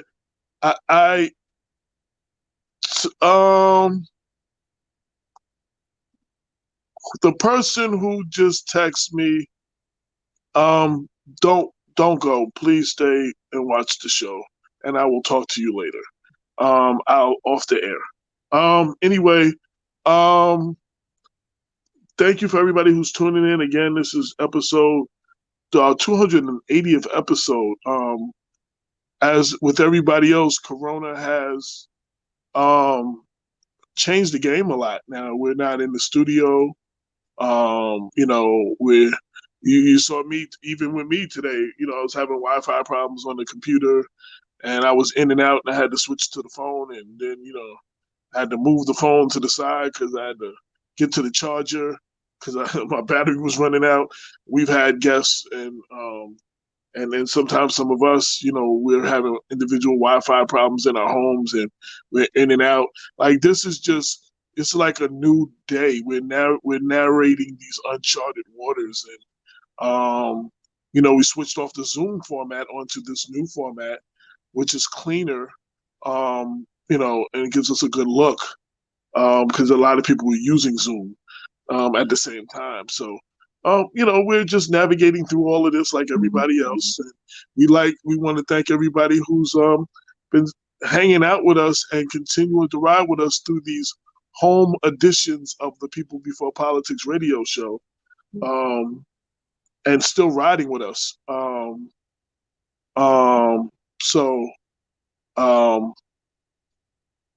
My phone is blowing up with messages. I can't read all of them. I'm getting all these notifications keep coming on my screen while I'm actually talking. So every time you'll see me stop, people are notified. I'm getting text messages and messages.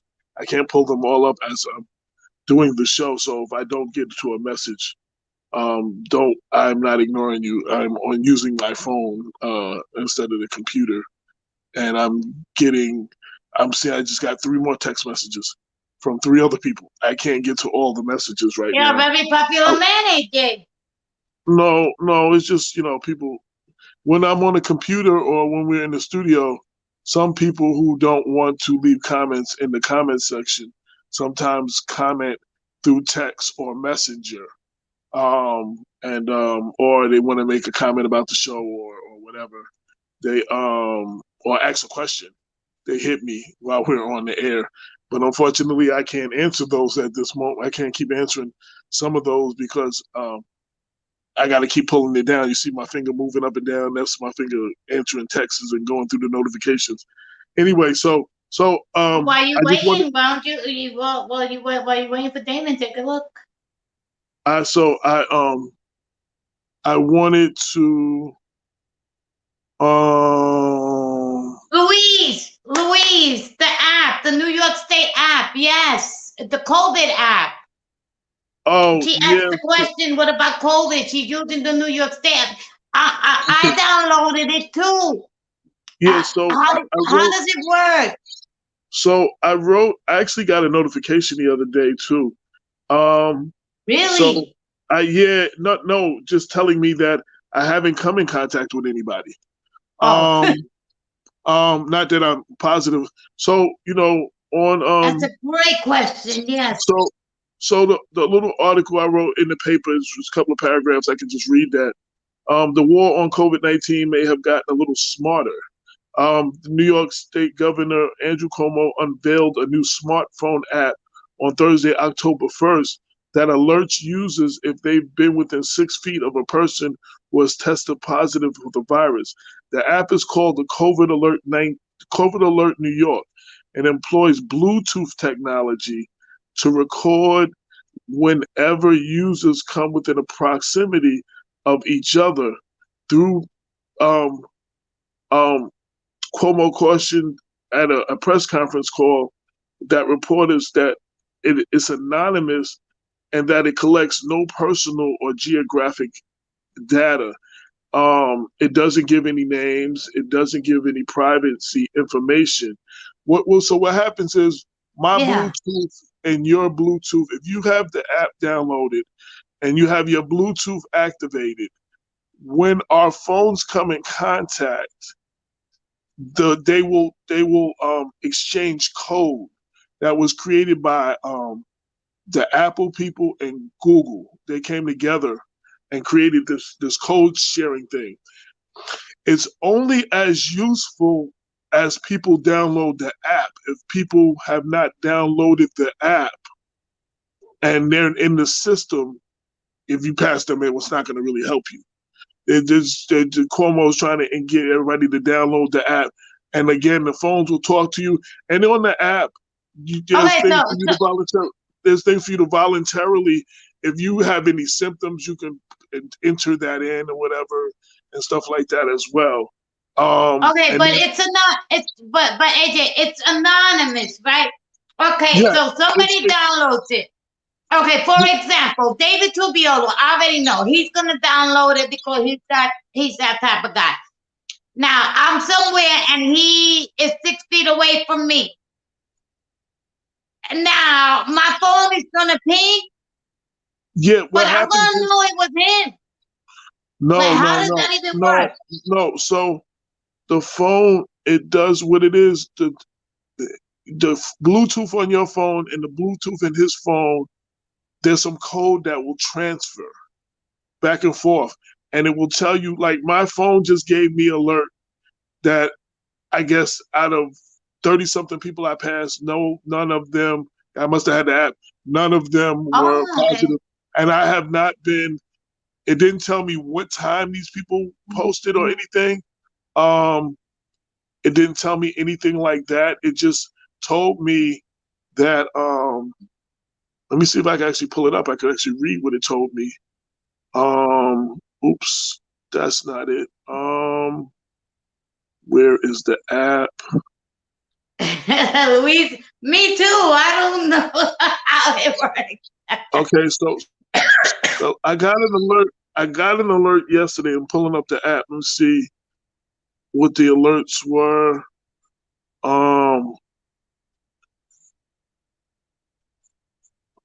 It'll tell me that my closeness sensing and COVID app alerts are active. It told me thank you for doing my part to stop the spread. I'm trying to get to the actual app that I got that told me. It gives you information about who tested. How many people tested positive in your area. It does not reveal your identity. That's so confusing. So what does it say? Like AJ. Hello. The camera. Here we go. Oh, okay. Yeah. AJ. So if I'm in a room full of people and there's like a dozen people and one of them tested positive, we won't know unless that person downloaded and that person put on their phone positive. Right. So you're in. Once you test positive, I guess you're in the system, and all of the stuff works together. The bottom line I can say, for those people who want to do it, it is more efficient if everybody has it on their phone, and your phones will communicate with each other in code. Again, you won't know that it was my phone or your phone or whose phone you came in contact with. But the bottom line is, like, I got an alert yesterday letting me know that everybody that I've came in contact, nobody, I didn't come in contact with any people. There you go. Okay, now we'll continue the conversation later. Somebody has their phone on. Judge Walker, your computer and your phone volume up? Can I do what? You know, whatever it was, you turned it off because we had a feedback coming from you. We don't hear it now. Well, we got it working, and we got Judge Walker on. And thank you for your time, Judge. I can barely hear you though. Could you go up a little with your volume? Can you turn your volume on your? What are you on your computer or your phone? I'm on my phone. Okay, you might have to turn your volume up on your phone. On max. Let me. It's up on max. Okay. I'm on. It just went low a minute ago. You won't have no problem hearing me. Okay, I will just try to talk louder. We want to thank you for coming on the show. Yes, we can hear you. Can you hear us clearly? Yes, sir. Go ahead. Okay, can you hear? Testing 1, 2, 3. Do you know what happened, AJ? I'm afraid to lose him, but that happened to me a couple of times, and I had to get off and go back on. All right, hold on a minute. Can you hear me? Let me test. Can you hear me clearly now? Yeah, no, you're very, very low. Can barely hear you. Speak. Damon, speak.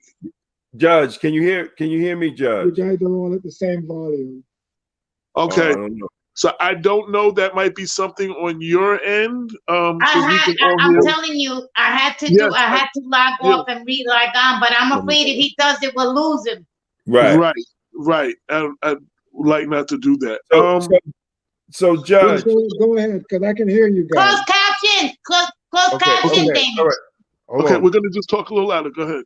Hey, Go ahead, Judge, David. I wanna thank you for coming on, Judge. My pleasure. Please, with the people, I know we've been trying to get you on, and you don't have a lot of time. For the people that are watching, just introduce yourself and let them know your history, and being behind the bench, and so people can get to know you and know who you are. A lot of people know who you are, but we want them to get a taste. Okay, great. Let me tell you a little bit about my background. Uh, I, I'm Sam Walker, and I've been a judge for 32 years. And I'm local. I'm a graduate of Lehman College Oh, and Howard University School of Law. And when I graduated law school, I was employed by General Foods Corporation as a patent attorney. So I moved up to White Plains, New York. And I worked for General Foods for about 8 years as a patent lawyer. And at the end of 1988, Mayor Blackwood appointed me as the Associate City Court Judge for the city of Mount Vernon. And I worked as the Associate City Court Judge in Mount Vernon until 1994, the end of 94, when Mayor Blackwood appointed me to the full-time position, and I ran in 1995 for a 10-year term.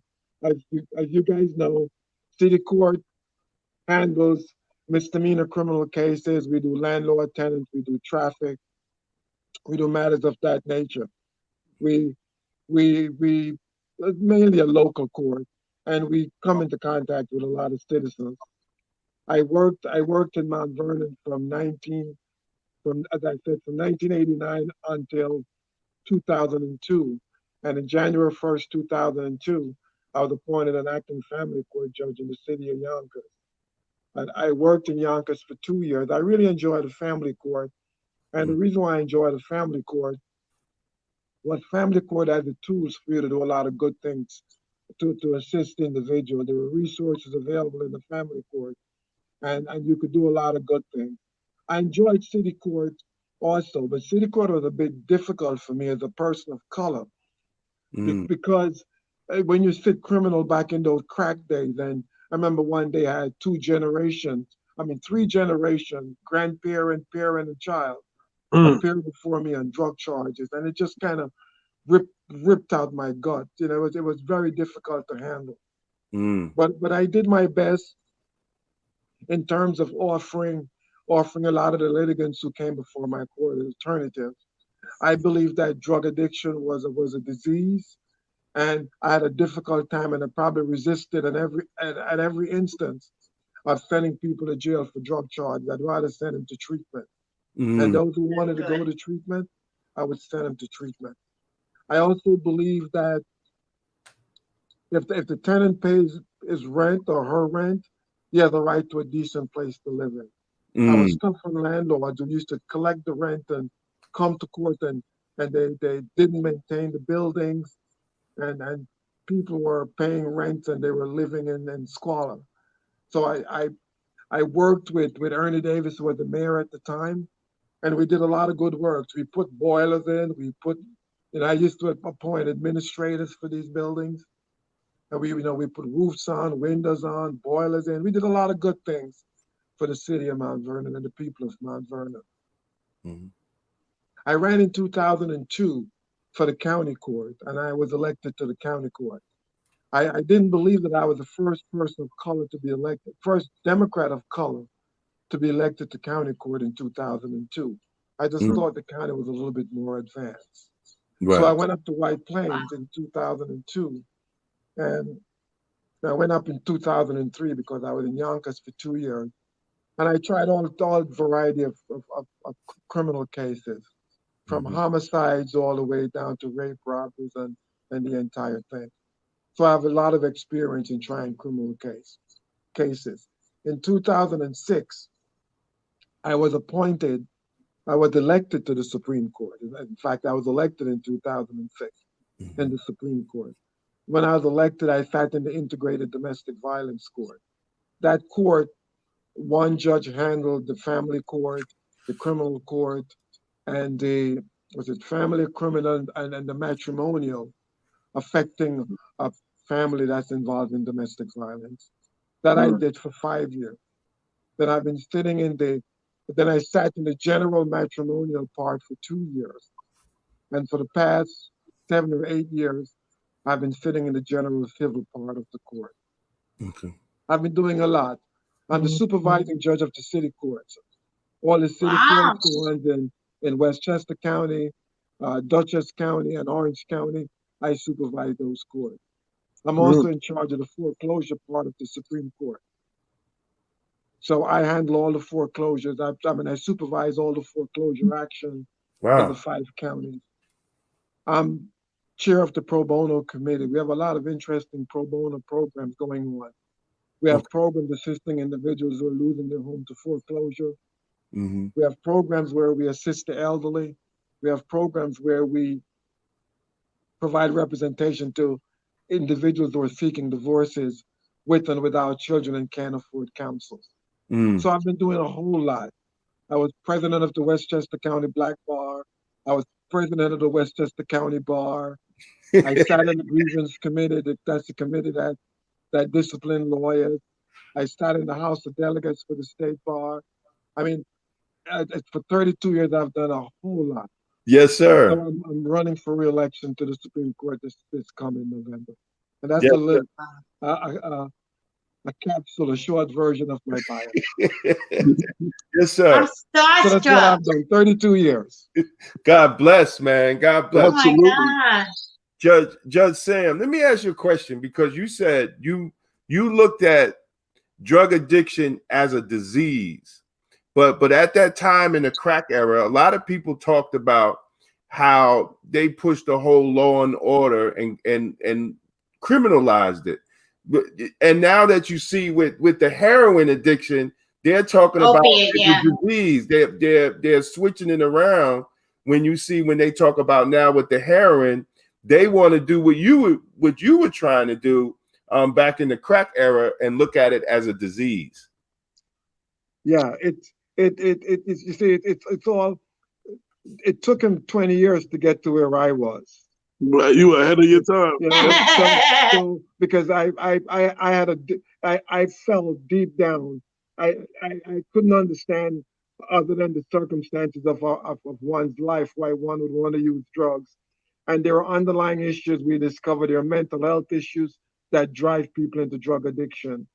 And it's a policy. When Judith Kay became chief judge of the state of New York, I think she switched and she started looking at also when the cost of incarceration started to compete with the cost of educating people, then people started to look at it totally different.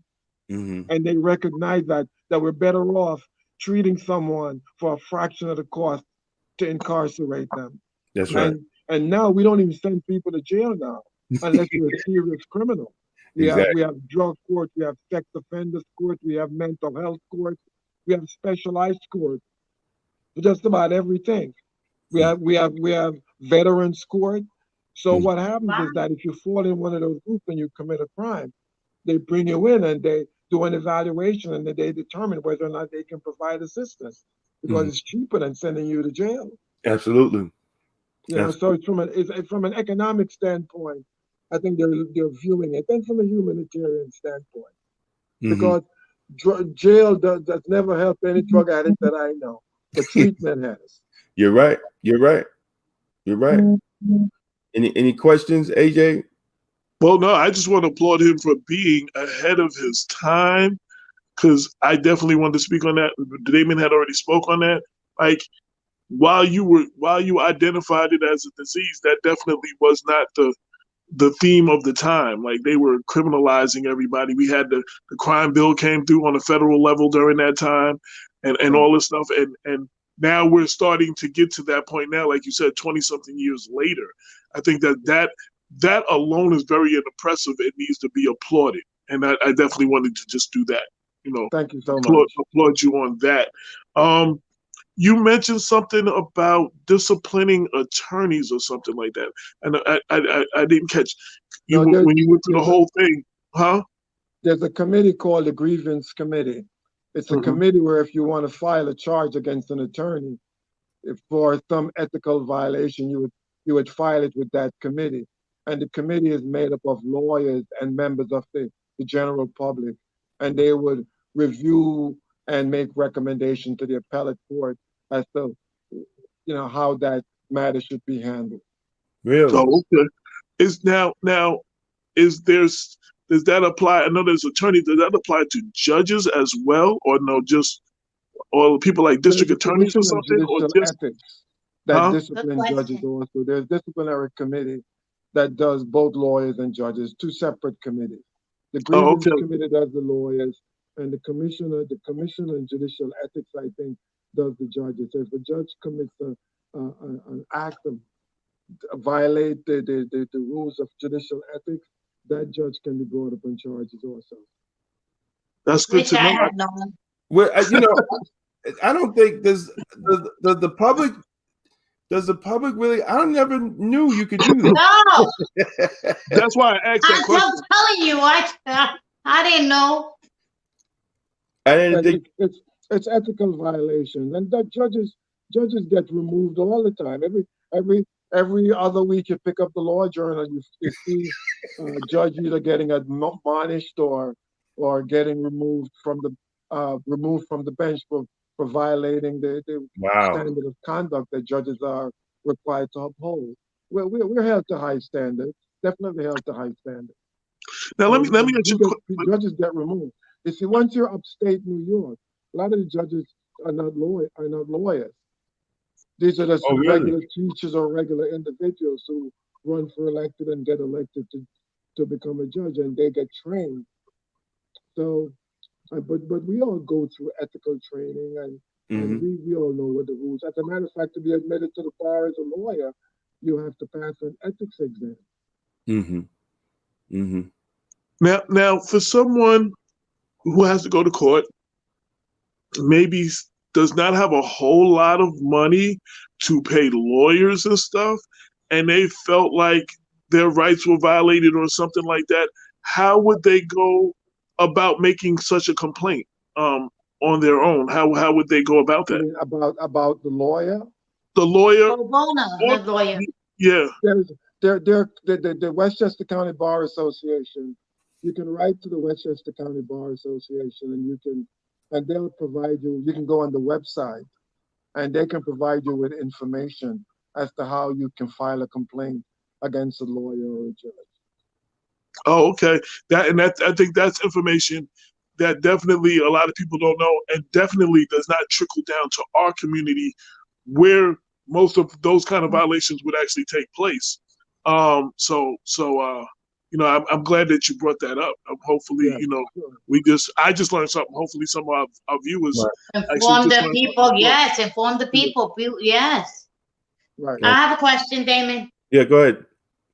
First of all, I want to make a statement, Your Honor. We've interviewed a lot of judges, and we've got a lot of judges that are going to be coming on the show. But I got to say that I think I'm starstruck.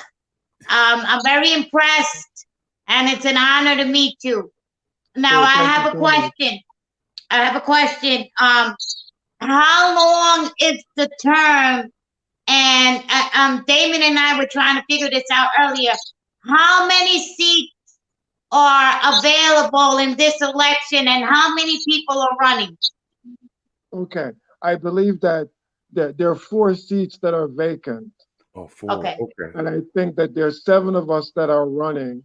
So the top 4 vote getters will get the 4 seats. Okay. And how long is the term? The Supreme Court term is 14 years. 14, yeah. Wow. Yeah. Supreme Court is 14. County Court is 10. City Court is 10. Okay. Thank you, Judge, for that clarification. Because there's 4 seats. Oh, you shoe in, man. 4 seats. You got one of those seats. I'm at the end of my career at this particular juncture. After 32 years, I'm almost at age 70. Everyone retires. Oh, okay. However, the Supreme Court judges can work for 6 additional years until they are 76. Okay. But every 2 years, they have to pass a physical and mental exam. It's Okay. called certification. Oh, okay. After age 76, you're gone. You're off forever. So if you get reelected and you for 14 years, if you get reelected for 14 years and you turn 76 midway through, do you have to leave the bench? I have to leave the bench. Wow. Mm-hmm. And then what, they would appoint someone temporarily to that position until there was an election? Your seat is gonna go up when you become 70. Someone else is gonna run for your seat. So the only way you can stay on is unless you get certificated until you're 76. Once you get to 70, that's it. And that only applies to the Supreme Court, the family court and the county court and You're the gone city at court. 70, yeah. Once you get to 70, you're off forever. Okay. So 70 is a cutoff. Oh, okay. Okay. Thank you. You really educated a lot of people that's watching. If you reach that age in the middle of a term, or the middle of, like, after an election, so would there be a special election? Would someone be appointed temporarily and then have to run? Election. Okay. For instance, if I turn 70 in 2 or 3 years, Mhm. when I become 70, the year I turn 70, someone is running for my seat in that year. Really? For instance, if I turn 70 in 2023, okay, November 2023, someone is running for my seat. Really? Okay. Yeah. Okay. So it's not like city court, because like city court, when a judge retires or gets promoted, the mayor then appoints someone and then they have to run in the election. Oh yeah, because what happens at Supreme Court is, typically in city court, the mayor would appoint, but the mayor doesn't have to appoint. The mayor could say, let's wait till November, but because the court would be down to judge, the mayor would appoint, but that individual has to run the following November. Right. And the same thing applies to I mean, in the Supreme Court, they run in the year you turn 70. Okay. Okay. So in January 1st of the following year, there's gonna be someone replacing you. Okay. Like here in Yonkers, a dear friend and still mentor to this day, Judge Ed Gaffney, turned 70, and so he had to leave the bench.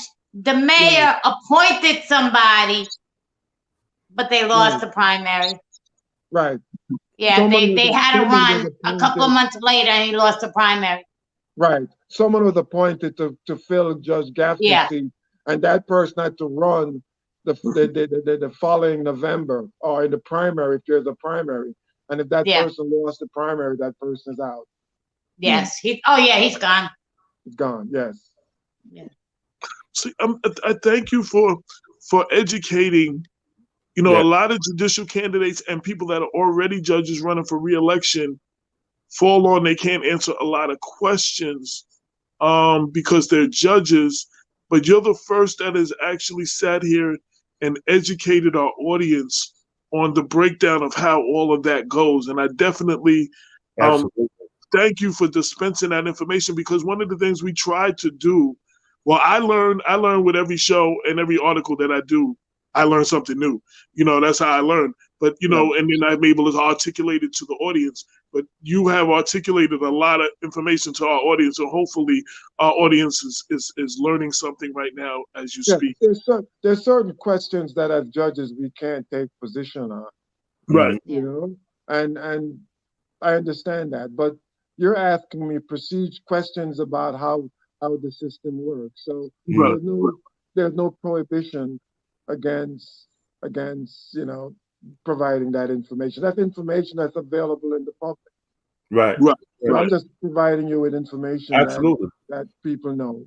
But there are certain issues, as those judges rightfully state that we're not allowed to, we can't answer, because answering a question would be prejudging how you would rule on a particular matter that comes before your court.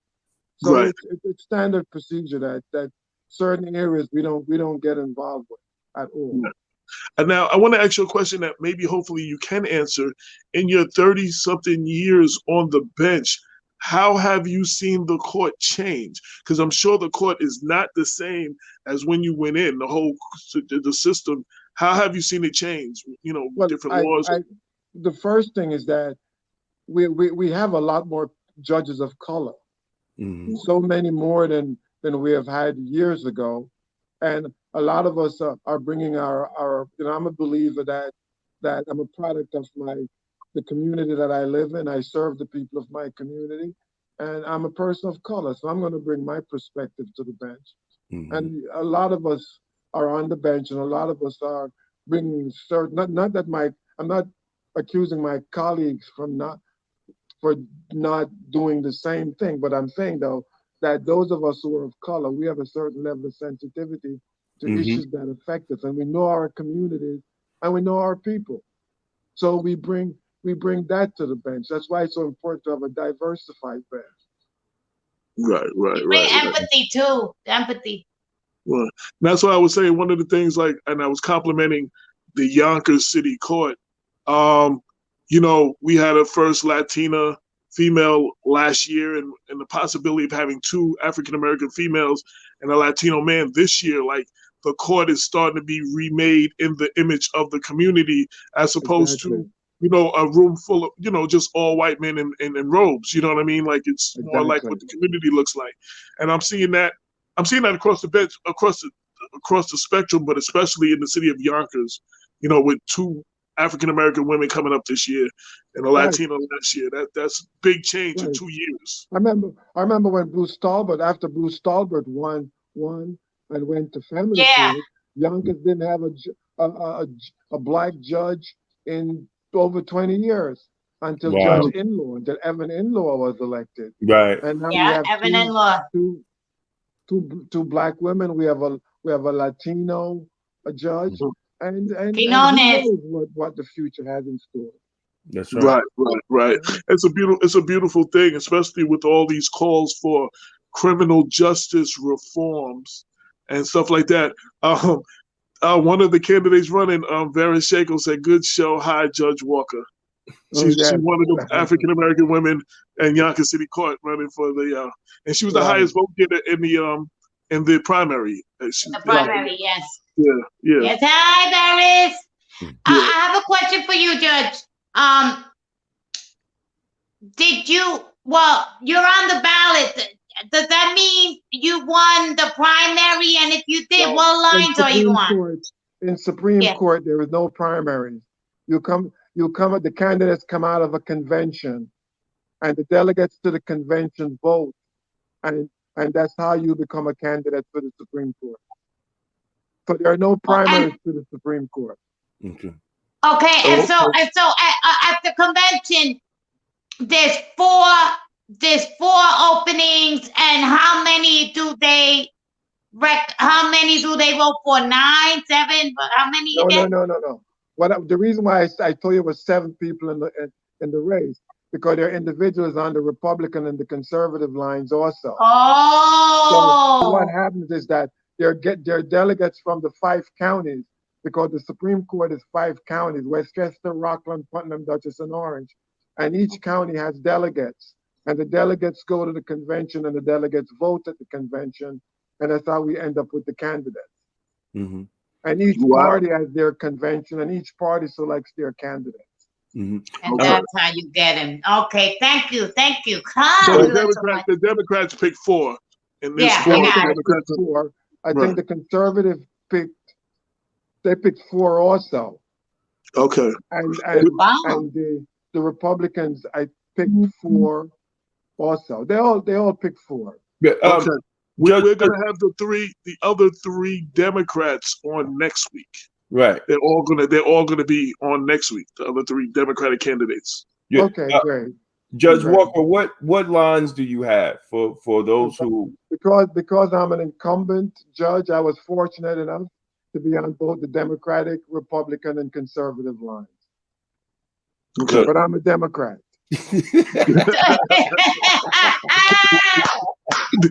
That's an important distinction to make these days. But you will take those Republican and conservative votes too. I've Well, been yeah, elected you on the got, you know, Democratic people side. gonna love you All- regardless all of my what they life gonna vote for you and- regardless of what party they in. Oh, okay. I know, Judge. I know you said you had a. Yeah, I'm running late. So Okay, thank you. I want Any- well, to, thank you anything we guys. did- Thank you so much for anything we having me on. I really anything we appreciate didn't it. ask you that you want people to know in closing? Oh, Is just make sure that when you go to vote or when you fill out your absentee ballot, Sam Walker. yes, sir. Okay. Yes, We sir. thank you. And you We- can only vote for me once. A lot of Okay. folks are confused because they see my name appearing 3 times. But you can vote for me in any of those lines. Yes, sir. Okay. Yes, We sir. want to thank you for not Thank just you. coming on, but educating all of us and making us all smarter from this interview as you leave right now. It's Thank my you. pleasure. Thank you guys so much. Thank All you. right. God bless. Okay. Bye now. Bye-bye. Bye-bye. Bye. Now let's see. I wish we had more, and that's what we have to do with our those that know. We have to definitely pick their brains and those that are willing to share, because he put forth a lot more information in a shorter period of time than most of the ones that we've had on, even sitting judges, and we had them on for like an hour. You know what I'm saying? And I he love him. just dropped knowledge He just right in 20 minutes. Boom, boom, in boom. 20 minutes, bang, bang, bang. And there was so many things I did not know that I know now that I'm Yeah. gonna start looking up, and I want to know more about now, thanks to him. So Yeah, we got to you know, edit this part. This is definitely. yeah, we will put that on just by itself, just to let people just share that knowledge with everybody. And I hope that everybody, That takes should be a advantage of. public service announcement from Black Westchester too. Yeah. Seriously. Oh, and we forgot to tell him that he also has we didn't tell him our endorsement. And yeah. But yeah. It's it. We forgot to tell him, but so just for the people listening, Blacks in Law Enforcement, Black Westchester, and the People Before Politics show have all individually endorsed him as well. So we're over the 8 o'clock hour, but is there anything we wanted to discuss, finish discussion, or last words, or anything before we go? I No. smell my oxtails cooking, hey Jay. Okay, that's what's up. Next Saturday. Next Saturday, man. Next Saturday is the anniversary of the Million Man March. One of the greatest events of Black history in America. 2 million Black men went to Washington, D.C. to reclaim their community. So to all the brothers that's out there, let's review our pledge, the pledge that we took. Now Is it gonna be like a march or something? No, Anything? no, but you There's just little made me, celebrations here and there, but nothing big like that again. you COVID just messed made, it up. you just made me miss Hafiz. Is there anyone like that we can bring on to talk about? Because like we would okay, because we would have brought him on to talk about what was said then, what has been accomplished since, where we need to go, where we fell short, and he would have been perfect to speak to that. And if we can bring somebody else to speak, even if we have a separate show, if we could bring Brother Arthur on, bring Captain Dennis on, okay, Captain Dennis Muhammad, right, Brother Arthur Muhammad, and bring both those brothers on, man. You said, and as you said, it's on Saturday, right? Yeah. So maybe we can do it. Maybe we could do a special show over that Friday or Saturday or something. Yeah, and make that happen, and because it would be good to give that view of the things that were said there, the things that were promised, the things that people pledged, where we've come, how far we've come, what things have been accomplished, what things what things still need to be accomplished, where we got to go from here. And it would be good to just discuss it under that lens, and that would be great. Absolutely. That would make a great show, I think. Yeah. Absolutely. Right. Well, So, Lorraine, any events or anything coming up or anything you want to know? I know you went to an event recently this week. You want to mention that for a second real quick, or no? Yes? What, Assemblyman Nader Sage? Yes. Oh my God, let me tell you something. Everybody who's anybody in politics was there. Every elected official, even Senators who fell from the city came. The only one that wasn't there was David Tubiolo. God bless him. But Well, we understand why he wasn't there. Yeah, I know, and good for him because he didn't interrupt because he was not feeling well. Good for him, because he got tested the next day. But let me tell you, he's running for a re-election as well. I don't know if he has an opponent. If it is, it's somebody in the Republican Party that nobody knows anything about, and it's probably in name only. So when you cast that, he still needs your vote. You talking about Nader, right? Nader Sage, yeah. Yeah, Damon. All the assembly seats and all the state senate seats are up this year for re-election. I don't think. But they have these bipartisan pacts, and then nobody says anything, and they stay quiet, and and they hope they're running. I don't think nobody, because we looked, the people that we announced to support actually have some of them don't have. They're not running. Nobody's running against them. No.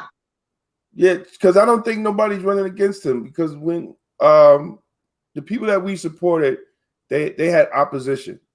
If we didn't announce our support, that means you didn't have an opposition. There wasn't no need to announce the support. And then some people have ran for years. Like, what's my man from Harlem? Rangel. Rangel didn't have an opponent for, and you would see he got 99% of the vote. Like, there was nobody running against him for years. Like, he didn't have that happens a lot. But you know what? But that's changing a lot too. Well, because now people are starting to get opponents. I don't want an opponent for Nader because he's fantastic. But I'm saying, it's changing. The tides are turning. Look at Iñakos, the 3 judges. They got opponents, and look what happened. What's going on the 17th, Damon? Yeah, I was trying to.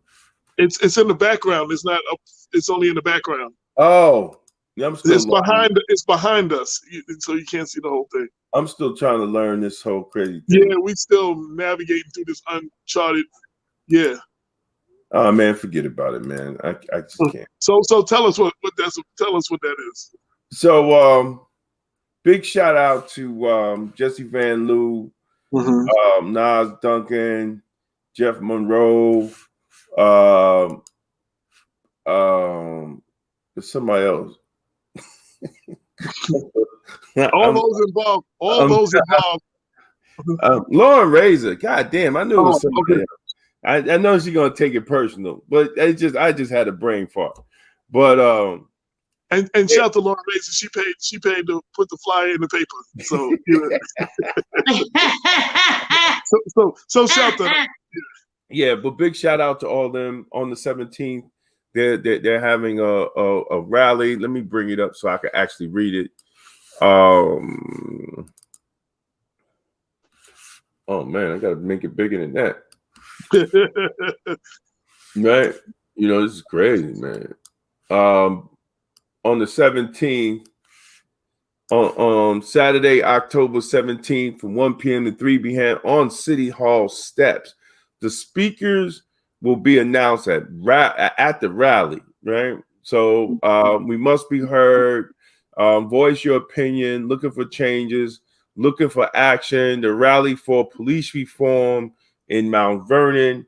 Save Mount Vernon.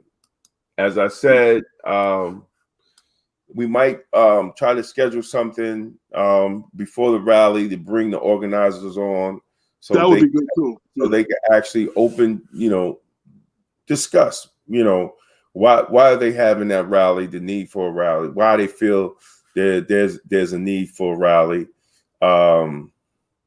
Man, listen, man. So, I mean, it's just a mess, bro. Well, Mount Vernon News Center just broke another story. Yeah, another story. They just broke another story. So check out Mount Vernon News Center. Big shout out to Atif Coleman for doing what he's doing. People might not agree with what he's doing, but that's your problem. Like the way he's doing it. Right. But you know what? That's your problem. And He's getting it done. And as I said at the beginning of 2020, and I will always say, if you don't want journalists to write about your dumb shit, then don't do dumb shit, right? Don't do the dumb shit that have real journalists that is going to write. Then don't do the dumb shit. Then journalists like Atif or any other journalist won't have to write about your dumb shit, right? And that's the way it is. It's nothing personal. Just don't do the dumb shit. If you ain't doing it, nobody can write about it. If you're not doing it, nobody can talk about it if you're not doing it. I love when you say that. It's straight. It's straight music, right? Because then everybody wants to get upset when you talk about it, right? Well, why are you talking about it? Because you did dumb shit. Right? And this ain't about male, female. This ain't female bashing. This ain't gay bashing. This ain't whatever cover you want to hide behind, because someone decided to write about your dumb shit.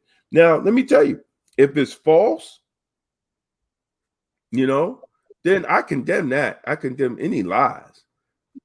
Right. And I think everybody here will condemn anybody that's just outright lying.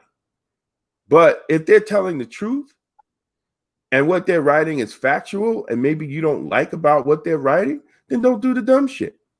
I also want to say, too, when we started in 2014, many people didn't like the way we addressed things. They not necessarily could say what we said wasn't true. They didn't like the way we were addressing things. And you know what? You might not like the way we said what we said. You might not like what we wrote, but we were truthful and factual, and we reported the facts as we knew them. Now, to those elected officials, if you don't like the person doing the writing, and you don't pick up the phone when they call you for quotes, and you don't let your side of the story be told, you can't get mad for that reporter or that writer or even a blogger for not putting your part of the story or your point of view out there if you're not communicating with that person. You know what I'm saying? Like, if you don't pick up the phone, if you have a dislike for that person, so you just won't address them at all, you can't get mad if your point of view is not in the story that they put or whatever they put. And we dealt with a lot of that, especially in 2014, 2015, when we first got started. And, what I said then, and I stand by now, for those who don't like the way Black Westchester reports or the way we address things on People Before Politics, you have the same right to do what we did when we felt that certain things was not getting reported. Do it yourself, yeah. Start your own thing and do it the way you want it. You feel like it needs to be done. We felt a void because things were not being done, things were not being addressed, things were not being brought from our point of view with Black and brown people, and that's what we did. We created a lane and filled a void. That doesn't mean we filled all voids. There's other voids that need to be filled, and if you feel like a void's not being filled, then it's your responsibility to fill that void. Not complain about the other person. They're like, even though we address Black and brown issues, we can't address everything. And you understand what I'm saying? We do a good job. We can't address everything. And Atif is one of the people that he reached out to Damon, and he wanted to be involved, and he had a different view on how things should be done than we were doing it, so he started his own thing. And I applaud him for getting involved. Now, we don't always see eye to eye on the way he addressed something, or the way I address something, or the way we cover things, but he, just like he did, any of y'all can do the same thing. Have your own show or have your own thing and address things. That's all I want to say on that. And, because he gets a lot of attacks, and he's getting these same attacks that I was getting in 2014 and 2015. And now people are looking at us as credible now because we've come through all of this. But a lot of y'all talking about him, we're talking about me in 2014. Absolutely. And y'all know who you are. It's still talking about you, AJ. No. Yeah, no. Some of them are, but some of them now are cool. See, what happens is when you talk about the dysfunctions and corruption and things not be handled in a particular administration, the people who came before them that lost to them, and the people that want to get in, they love you for holding that person's feet to the fire. But then when they win the election, for some reason, they think the game changes, that you're not supposed to go after them the way you went after their predecessor. So then now all the people that support them, now they don't like you. They loved you when you were talking about the other administration, but now they don't like you. And when they get out of office and you're back on somebody else, all of a sudden they like you again. So, we're not doing this for likes. This is not Facebook. We're not doing this for likes and follow. You know what I'm saying? This ain't Facebook. You know what I'm saying? This is real talk. So, and lastly, for all those people who used to call us fake news, those are the people that sue everybody and their mother. They've been invited to sue us, and we have not had a lawsuit yet. So while they said we're fake news and they sued everybody else, can't be so fake if they never went to court or tried to threaten us and sue us. I'm just saying. So hey, it is what it is. That's being said, 6 years deep. Hopefully, we're riding a lot longer. Our endorsements will be out this week, as Damon said earlier, and the papers be out in the next 72 hours everywhere. And shout out to Tune in next week. We got 3 Supreme Court judges and 1 Yonkers City Court judge. Right. I do want to say before I leave, shout out to Pace University has invited Damon and I to speak to their journalism class. Pace University is where Dan Roy Henry went 10 years ago and was a Pace University student and was killed. This is October 17th is also the 17th, I believe, the same day, is the 10-year anniversary of his death, and his family is still fighting for justice. And where are we going? Pace, virtually. Today. Huh? Today. Where are we going today? No, the day. The 24th. Oh, okay. The 24th. No. The 17th is the anniversary, as well as the event. Okay. Is the anniversary of Dan Roy Henry. Oh, okay. We dedicated the cover to him and a centerfold, and his family wrote a little thing. 10 years later, they're still fighting for justice. They wrote some nice stirring words, thanking for support and how they've been coping with the loss of their brother and son. So I want everybody to check that out. It's a great issue. Thank you for everybody who supported us. And I'm done. I think we'll see you next week. And it's a wrap. It's over. You could be doing anything else, but you signed around with us. We greatly appreciate it. This is Black Westchester presents another home edition of the People Before Politics radio show, episode 280. Until next week, peace. 22 million black victims of Americanism are waking up, and they're gaining a new political consciousness, becoming politically mature. And as they develop this political maturity, they're able to see the recent trends in these political elections. Any minority that has a block of votes that stick together is in a strategic position. Either way you go, that's who gets it. You're in a position to determine who go to the White House and who stay in the doghouse.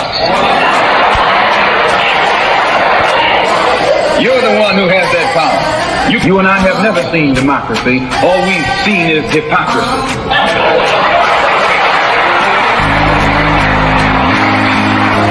When we open our eyes today and look around America, we see America not through the eyes of someone who has enjoyed the fruits of Americanism. We see America through the eyes of someone who has been the victim of Americanism. We don't see any American dream. We've experienced only the American nightmare. We haven't benefited from America's democracy. We've only suffered from America's hypocrisy. And the generation that's coming up now can see it and are not afraid to say it. And are not afraid to say it. And are not afraid to say it. And are not afraid to say it. And are not afraid to say it. And are not afraid to say it. And are not afraid to say it. And are not afraid to say it. And are not afraid to say it. And are not afraid.